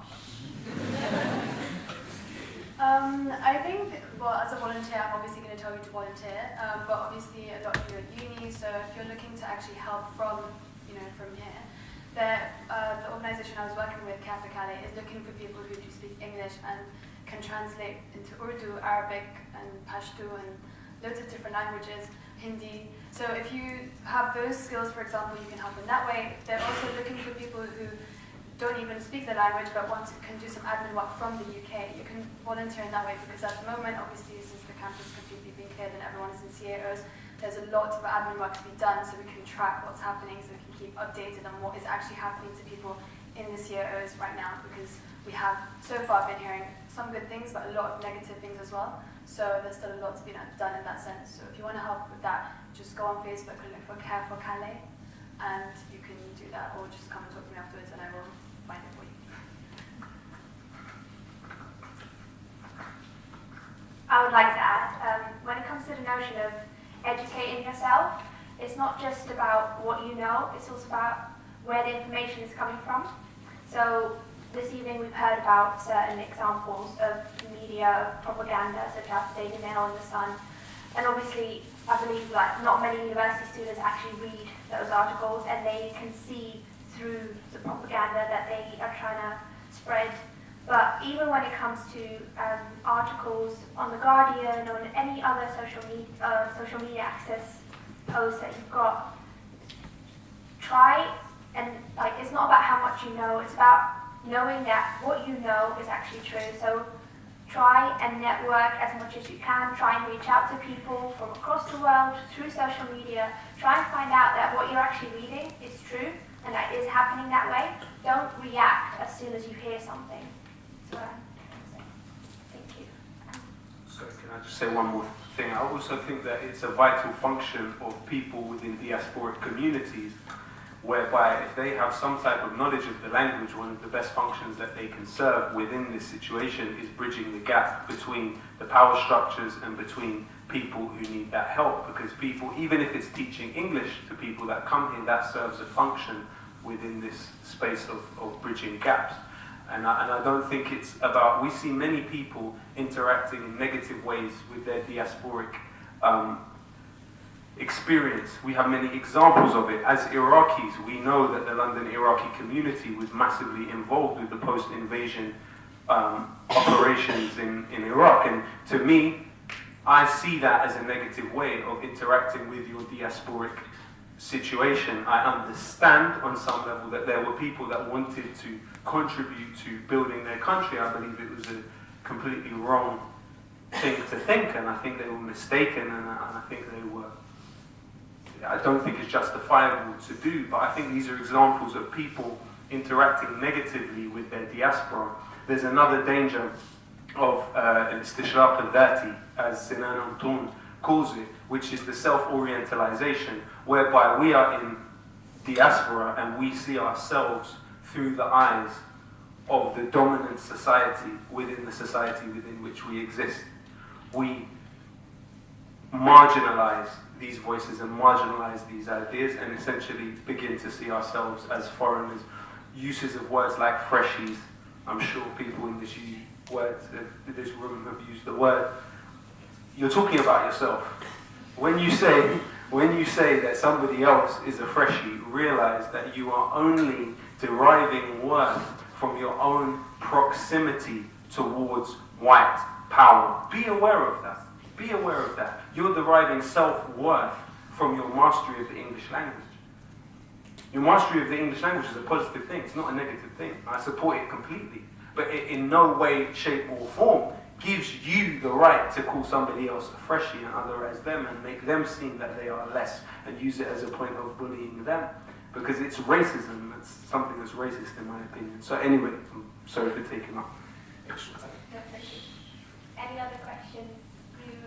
Sorry, Scott. Could you speak?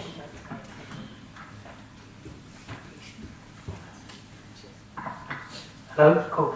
Yeah, I just want to add to your point about the otherization of human beings, because especially today, I think we've been referring to Calais as a jungle, and I think we need to understand the semantics of that and why we can so easily call that bit of earth jungle, whereas everywhere else is civilized or where non-animals live. Because where do animals live? In a jungle. And what does that say about the people that live there now?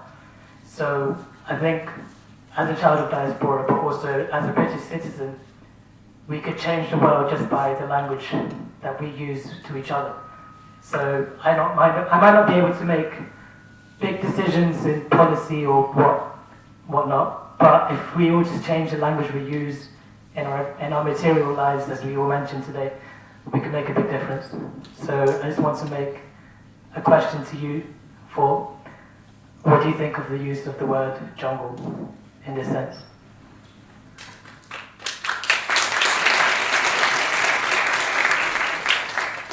I can understand that the use of the word the jungle does come across as, saying that these people are treated like animals, but if you think about it, if you think about how these people are actually being treated, it's close enough. And also, having been there for 4 months and 9 months on and off, everyone that I've spoken to in the jungle wants us to call it that, because they want the world to know that that's how it's being treated and that's how they are living. So I understand that it can come across as bad and all this stuff, but they want people to know that that's how it is. and that's why they want us to put the jungle. I can, I understand that with other words, you shouldn't use them, this and that, but this is just what I've got from that word. Next question, please. I mean, I don't agree with that point, to be honest, because I think there's things don't exist within a vacuum, and there is precedent of France as a colonial power projecting upon other people animal-like tendencies where it's gone throughout the world. So I do believe that regardless of what people within the situation refer to it as, and I understand that, the implications of the treatment they receive, the situation they're living in, but I do think, as you said, semantics is massively important, so I don't think it's right for aid workers or people coming from outside of the situation. If somebody wants to call that, we'll ask, we'll talk about it, we'll try and unpack it and deconstruct it, but I do not accept the term, and I don't think it's right, and I do think that it shouldn't be something that aid workers perpetuate in discourse about the place, because it exists within the context of French colonialism. That's my I agree with what Loki's saying there. I think there's a long history with language. If you look back at the Black Rights Movement, there were similar cases of people using language that referred to animals, specifically monkeys and things like that, to refer to people. And now we look back at those things with disdain, with disgust, and we all say to ourselves, like, that would never happen now with us. As intelligent people, we would never perpetuate those kind of stereotypes or use that kind of language. But I think this is an example of an insidious creep-in of a word, where it becomes accepted, or, like you were saying, normalized, that we use it, and it is important for us to understand when those things creep in, and then to make a stop there. I don't understand the social context of it in terms of Calais, I've never been, but I do understand of it in terms of the history of words. So that's what I want to say. Thank you. Next question. If you have a question, can you guys please put your hand up so I know where to go? Hiya, I just want to say this was an amazing panel, and that I definitely did have at some point so really amazing anecdotes and everything like that, and I put my hands up to you guys, you are amazing, so thank you for coming along. I just want to raise the question of the West is very hypocritical. We illegally intervene in places and we destroy people's lives, but we don't seem to care. So what do you think of the question? The question basically is, if they're not Western, do we not care?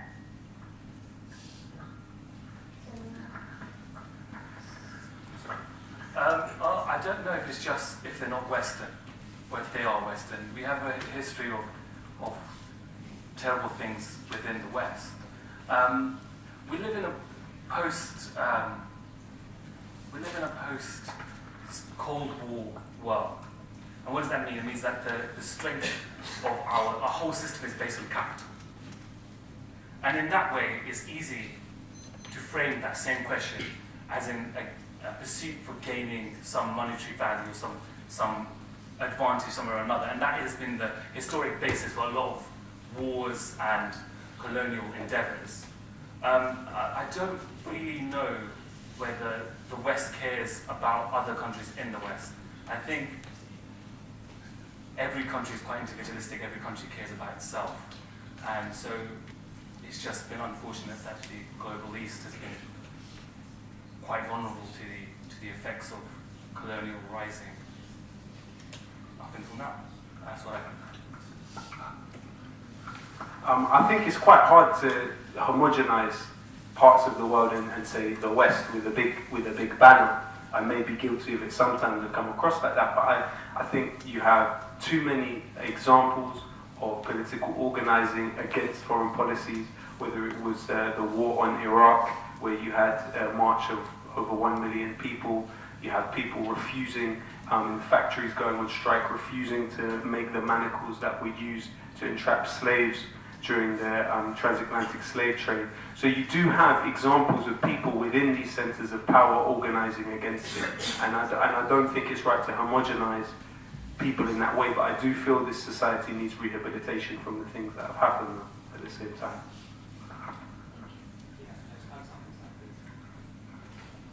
In regards to what Vagar and Kareem was saying, Bernard Lewis, who's an Orientalist, said the reason the West, in quotation marks, has ruled the world and is ruling the world is because of the mastery of killing people.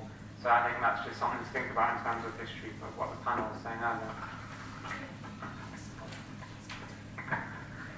If we could just go back to the point about language, if we're trying to communicate with other people what we've learned today, or as a writer who's always been told by my editors and my producers to make the situation sound sexy and make the situation get views, what words would you like to see the media, like to see the public use to describe the situation?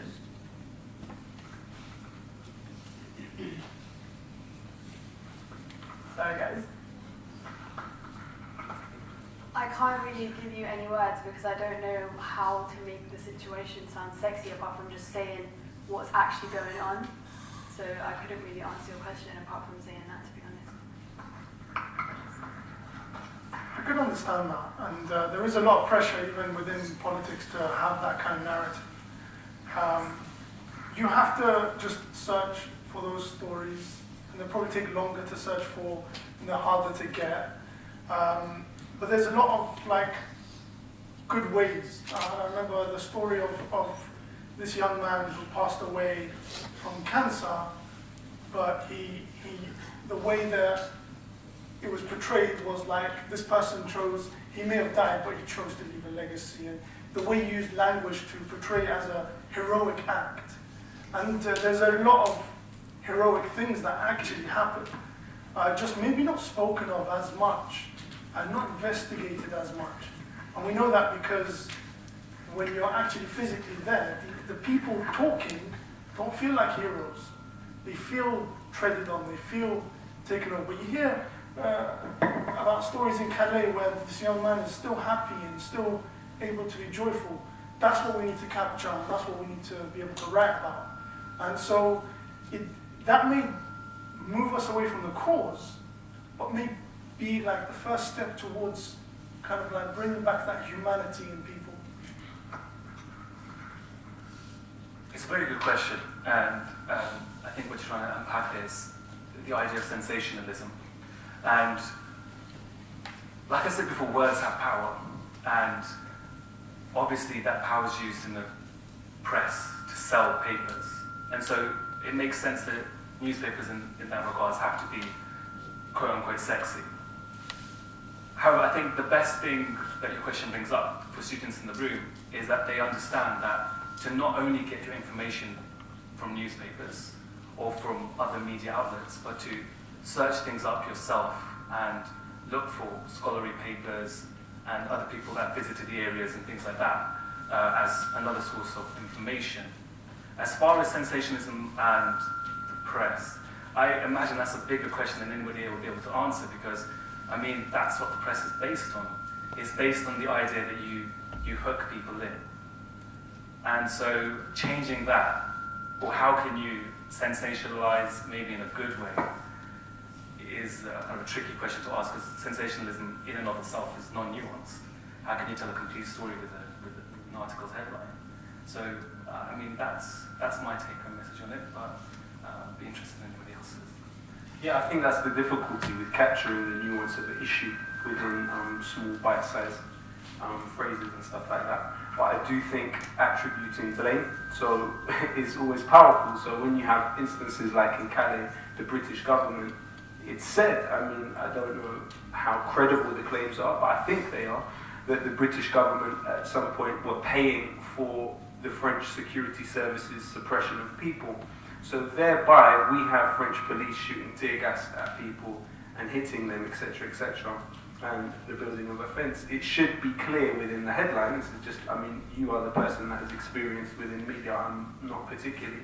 So I would probably say that attributing, cutting down, and also cutting through the semantics of, you know, the migration crisis and war on immigration, because that's what it is. It's a war on immigration, you know, and there are actors that we can directly point to within the situation. From Frontex, you know, is a perfect example. The fact 400,000 people are employed to man these borders of the EU and make sure people don't get into it? What's it about? Also to contextualize it within the colonial experience. I don't think that's done enough. I think there's a militant decontextualization of so many issues, and it's because of this kind of resistance that there is to nuance, and resistance that there is these days to accepting nuance and even having the time to sit down and read a book rather than reading a short article on the internet. So that's, personally what I would suggest, but I'm sure you are well practiced in what you do and know what you're doing. So. Are there any more questions? Hi, I have two quick questions. Well, firstly, I'd like to say thanks to everyone on the panel today for what I think has been a really informative evening. My first question is for the whole panel, really, and it's a follow-on away from the topic of the last one. We talked about this evening the rhetoric that's sort of often pushed by people like the Daily Mail and also other newspapers, but also just generally public opinion, that there is a lot of anti-refugee rhetoric and ideas in this country, and I think these ideas need to be countered. Personally, in my experience, the best way to counter these attitudes is just by meeting refugees, really, and realising that they're people and not these images, or that it's not this characteristic that is painted in the media. I was just wondering what the panel's thoughts were, how do we counter this this idea that's put forward, this fear, essentially, of foreign people, which is put in the country.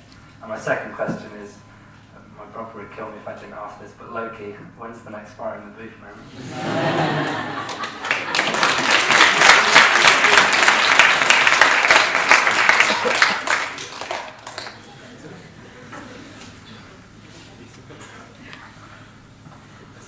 I guess you kind of a little bit answered the question yourself by saying that meeting them is one good way. I couldn't really tell you, to be honest, that much of how we can counter that, but I can definitely agree that if people did actually go to these places and just meet these people, you would just be shocked at how much love and kindness they have despite everything. It's just, being in Calais was just, the people there, it's a completely different place.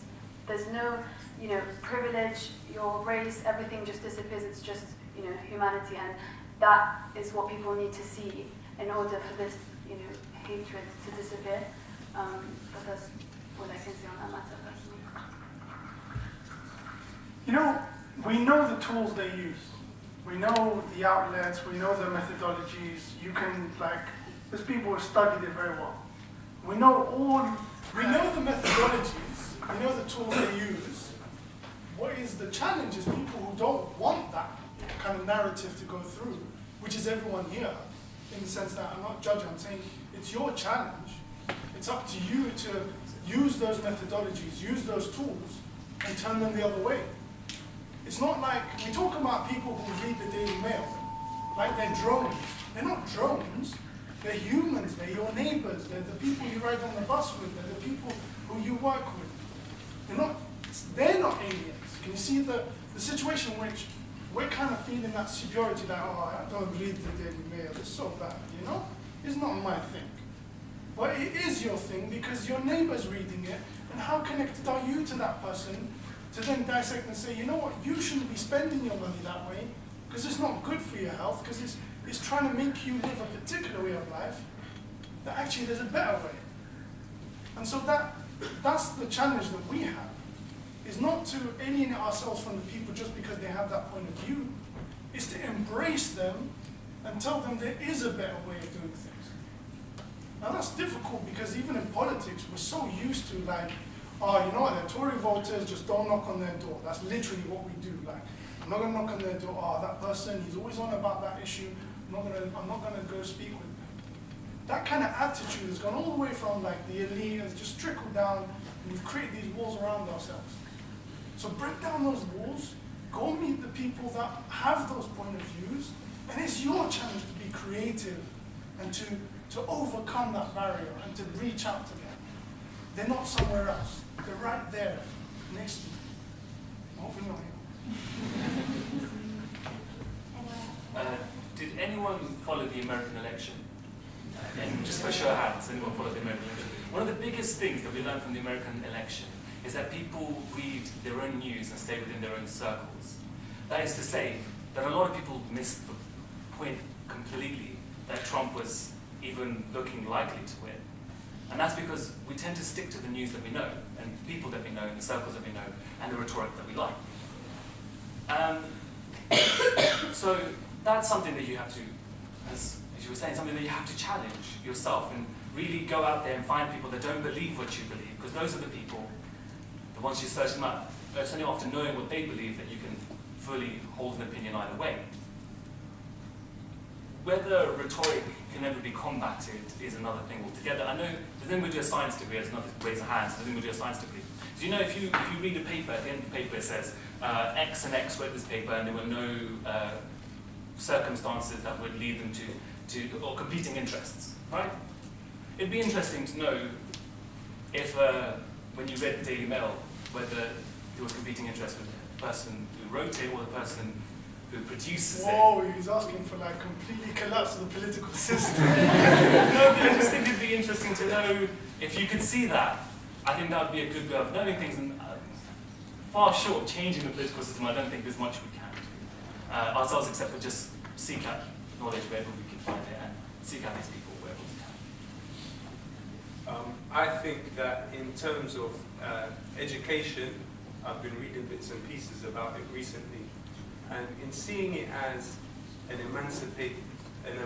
emancipatory process, it's a process of emancipation and also demystification, but also understanding it as the death of distance.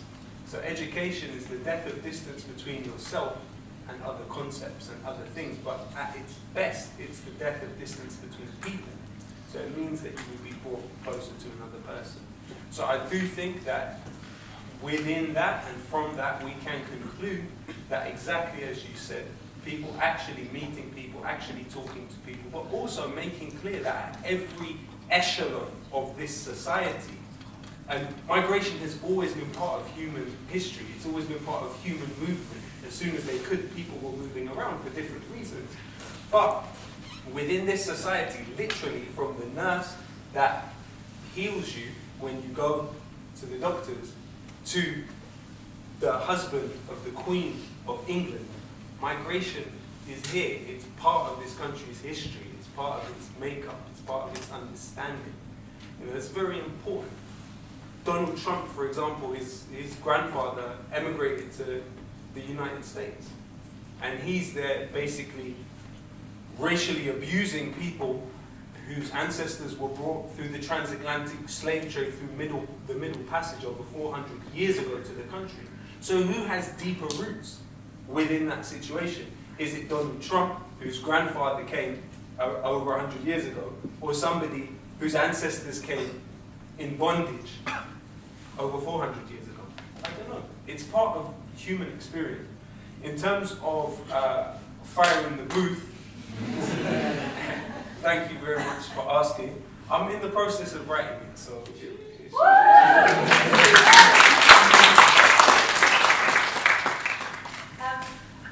any more questions? I see you. Okay, that's the final question. 2 questions then. There's one over here. I don't know if Mark, could you bring that up? My point was to kind of what you've just been talking about, how we educate ourselves, because we're obviously the age group that will be making decisions in 10 to 20 years' time. So I was just thinking, how do we target our education? How do we look at the ways, you were talking about rehabilitation before, how do we start thinking of that for the future? How do we aim ourselves towards that? And you kind of talking more just learning about people around us and learning about us. Is there any more points from your different experiences that you have? I'm going to take 2 more questions alongside that one. Okay, so my question was that you talked a lot about the moral responsibility to help refugees because of, the historical things in the past and our role in destabilising the region and so on, and generally just the a humanitarian kind of intention. But I think the thing that a lot of people in Britain disagree with is that the influx of a lot of people from abroad, it's like assimilation, basically. There's lots of people coming from a different culture, and people are worried because they're seeing pockets in the UK of people that are kind of, all the same and sticking to the same communities. So I know that we're talking about, tolerance and learning from each other, but I think that's what a lot of British people would find difficult in a largely secular country, to have people from a very different culture coming here. So how do you propose that that be dealt with? We're going to take Zach's question now. Yeah, I just had a question for the panel. I feel that the refugee crisis problem, or however you want to phrase it, is a downstream manifestation of more upstream problem.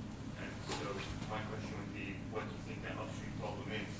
And in that sense, what the upstream solution is? And I think you came across it with the psychological rehabilitation. I didn't completely understand what you mean by downstream and upstream. Can you clarify that? So in the sense that the refugee crisis is being caused by the wars in those certain countries. So someone would say the upstream solution is education, but the problem is the lack of education. So in that sense. In that it's a top-down cause rather than a bottom-up cause. Yeah, or is it the other way around? Right, okay. So the first question was regarding education and our education. The second question was more about assimilation and seeing groups of people staying within their own communities. Yeah. And the third one was about upstream. There's one more question, yeah? Sorry. I'd like to ditto everybody's previous sentiments about thank you for sharing your unique perspectives on the crisis. And also just a quick interjection with the language point, which I don't want to focus on too much. A very interesting point about the use of the word jungle, but to me the word jungle in relation to this crisis is the Calais jungle, etc., more means the situation that we as the West are imposing on these people, not relating it to the people themselves. So it's more a description of the living standards that we're imposing on them, and a dangerous and scary living standard that we should not be imposing on them, and that's how I personally see it, so I don't know if something. The question would be more so to those people who know about volunteering. For those who want to volunteer, because I've had family friends who have tried to volunteer through organisations and had their plane trips cancelled because people don't want people to volunteer and don't want people to help. So how would you suggest those who want to become volunteers try and get around those obstacles and actually be able to go out there and make some changes? Wow. So great questions. The first one, my perspective on it would be, is we need to prize ourselves away from Eurocentric curriculums. So for example, most of us, if we went to secondary school here, we weren't taught about the British Empire. We weren't taught about the Opium Wars. We weren't taught about the Bengal famine. We were taught that Winston Churchill, rather than being a murderer of millions of human beings, was in fact a hero. Now, I think it's important for us to have and interrogate these concepts and these normalized ideas of what it means to be British, but then, moreover, problematize the idea of us and we, and who we are within this context. So I would say working away from Eurocentric curriculums that we will undoubtedly be exposed to within the education system and definitely within the university is vital for our psychological well-being also. Does anyone else want to speak to that question? As a student, thank you. As a student, I understand your question, and it's one that I've had for a long time. I was always interested in finding out more about other things, and it's hard to get into the first time, so I understand that. For me, the most important thing anyone can do in this room, as a student on the precipice of living actual life, is find out as many viewpoints, as many facts, as many things like that as you can. So once again, I'll go back to my old point. If you want to know how you can know things that perhaps aren't taught, find people with viewpoints that perhaps go against even yours. You know, everyone has some shred of truth in something that they say. So it's important for us, and it's something that's been done historically by people who are leaning more towards the left than the right. We end up shutting out the other side, and we don't listen to what they have to say.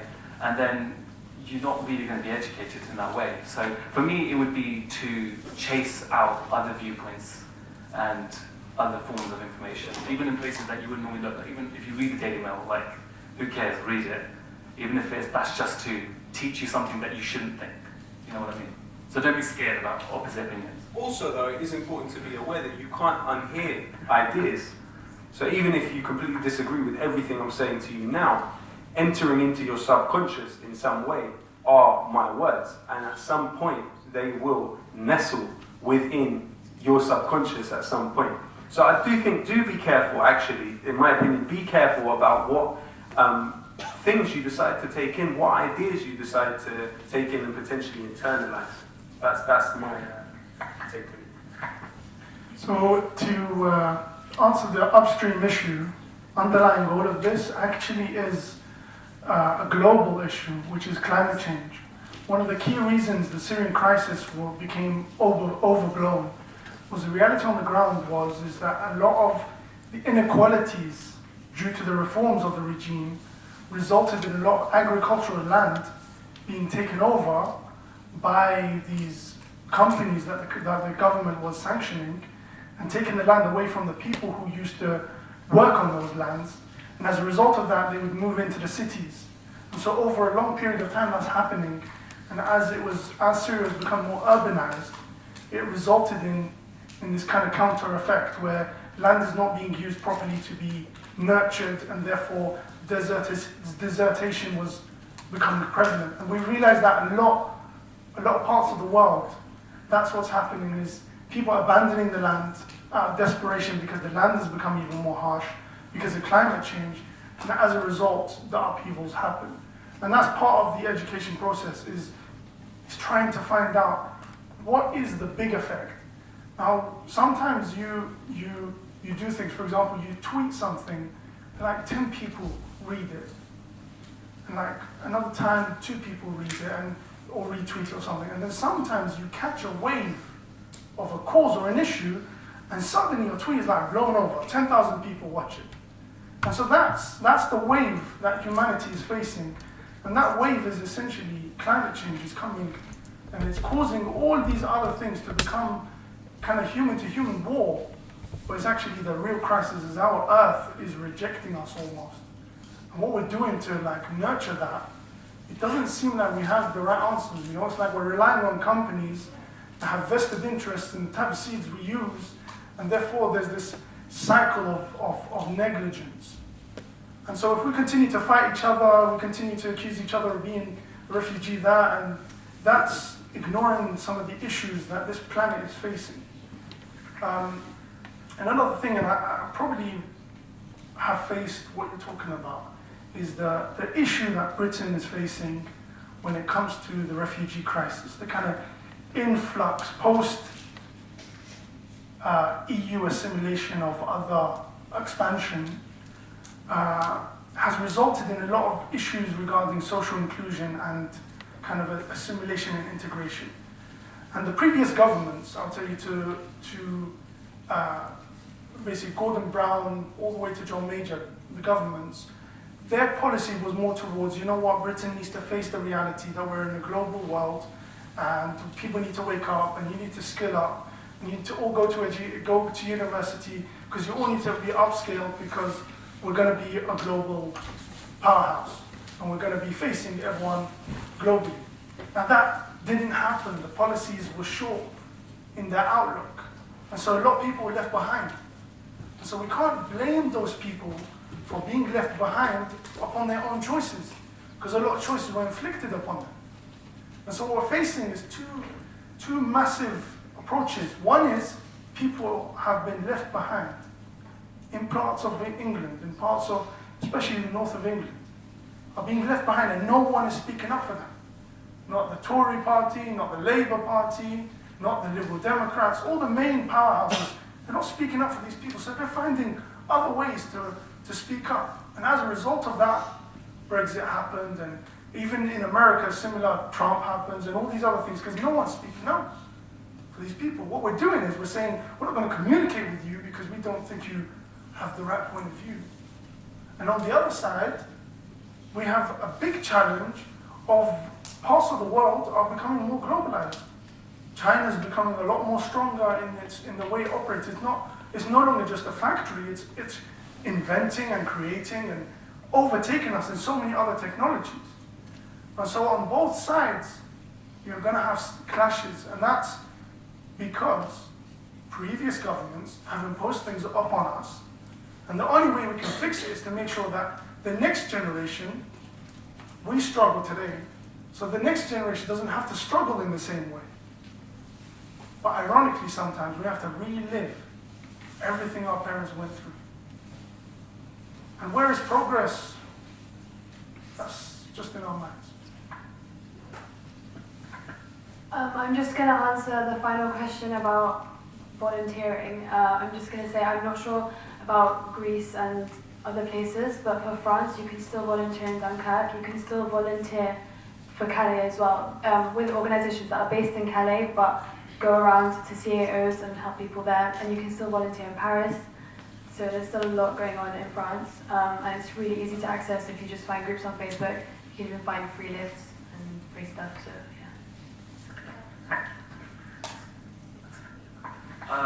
with the volunteering question, with a lot of organisations, it's sometimes who you know, and with other things, it's the skill set you can bring. So you're at university, you're studying something, so maybe look into whether people need your specific skill set. And that's what I did, and that's how I ended up where I was. With Sal's question, your question on the cause of all causes, which I think is kind of what you're trying to get at. And it's a really difficult question, it really, really is, because at the end of the day, what you end up with when you look at the world is like a number of puppets, and the puppets are being controlled by other puppets. I mean, when you look at it, it's hard to see what the actual cause of anything is. But I would argue everything that Ali brought up was in part due to, or in some way, because of our capital-based system. In that our countries make decisions based upon the accumulation of wealth, and the and energy companies, like you were saying, do their best to. But just energy, as you were saying, then energy companies do fund research and pseudoscience into opposite legislature and even global warming and climate change. And this is in part due to a very inhuman system being used to govern humans. The bottom line is the most important thing in capitalism, and I don't know whether that's congruent with actual empathy and things like that. And with your question, Sam, I have no answer to that, and it's a very difficult question again. Your question was on the pockets of people existing within a community, and therefore people finding, so, and it's something that I've heard a lot of, when people argue on the opposite side, as we are arguing on immigration, a lot of them say things like, when you walk down the high street, the shops are no longer the shops that they used to be in my grandfather's time. And it's a difficult thing to argue against, because it is a lived experience, even with those people that are here. So in some ways it's true for them. But I think, in a way, you have to ask, why is the way that their grandfather lived their life, or the way that this country used to be, why is that such a utopia? Why is that something that we should be looking towards? And I think in answering that question, you'd be able to get to the crux of that problem. I mean, the answer is it wasn't a utopia. It was founded upon the backs of people like you. It was founded upon the killing of people like you. It was founded upon imposing economic conditions on other people, which meant that they starved to death. As Winston Churchill said about Indians, they're used to starving, so let 10 million plus of them die in the Bengal famine. This idea of English is not being spoken, therefore I am uncomfortable and I'm having problems with tolerance. Number one, tolerance as a concept, it implies that there is something uncomfortable about this other person that I have to tolerate. Somebody different from me is not something I have to tolerate, it's somebody I have to learn from. To speak to the point about people feeling disenfranchised, you had, during Margaret Thatcher's time, the coal miners being absolutely attacked and trashed. You had every single industry she could possibly get her hands on being privatized. At that point, were people talking about the EU in that equation? No, they weren't. But the EU has been used since then for certain factories, say, for instance, in certain towns where everybody in the town works in the same factory and relies upon that factory for their jobs. Those factories have been taken out and given to the EU. Of course, okay, that's something that needs to be completely opposed. We don't agree with that. We don't think it's a good idea. But this argument that people are disturbed by other people coming to their country and speaking in a different language is very interesting. Because when you take an area like Dover, for example, you have at least 8 out of 10 families within Dover have family that served in the armed forces. Britain has occupied Afghanistan for how long? How many soldiers can speak Pashtun or Farsi? How many soldiers that even occupied Germany can speak German and went there with guns and political power? Yet English people now are having a hard time and need their hand to be held and to be made feel better about the fact that somebody's moved in who can't speak English. Get used to it. You came to their country first with guns.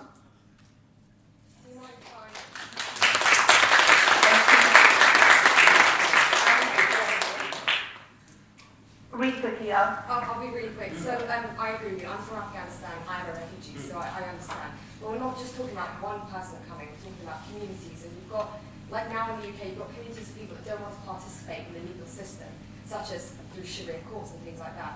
Why is the onus on British people to try and, come to an understanding and open their mind? Why is it not the other way around?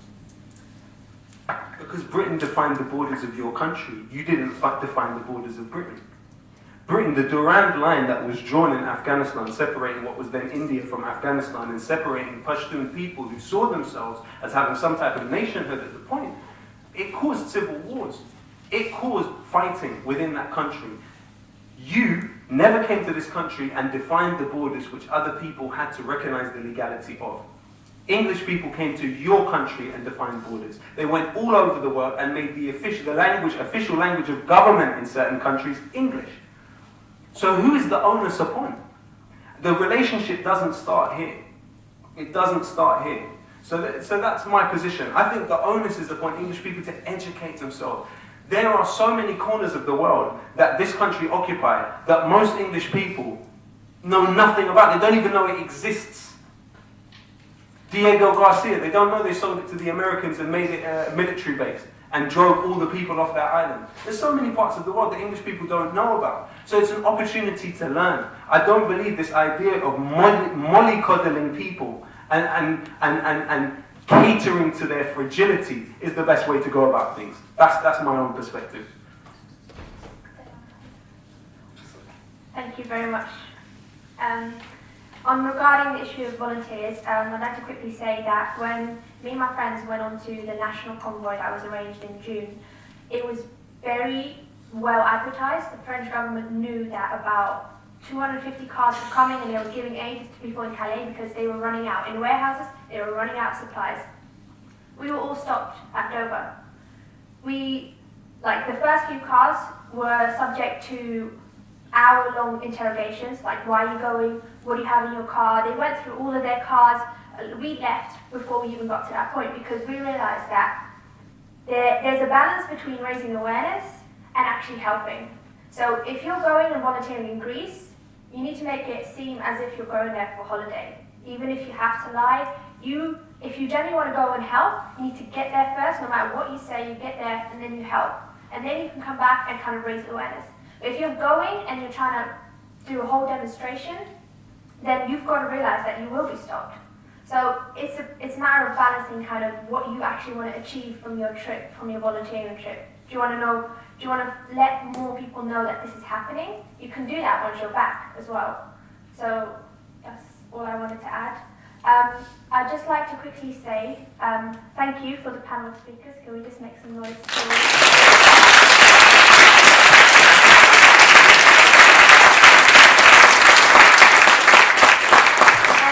Whilst I still have your attention, this night I would really like to put some attention on Human Care Syria, which is a charity based in the UK, but they've got schools in Turkey, in Syria. They've got certain connections on the ground in Syria where they supply people with emergency medical supplies. So they are currently so active in those grounds, and they are doing an amazing job. And I was going to play a video so that you can grasp what they're all about. It's available on YouTube, Human Care Syria. And so the suggested donation is about £2. So take into consideration your indulgence in the refreshments, take into consideration the quality of the speeches you've heard today, and please, please, please donate as much as you're comfortable to. Okay, thank you all for coming tonight. I hope you gained some valuable and very emotional experiences from this night. Again, I'd like to thank the panel speakers.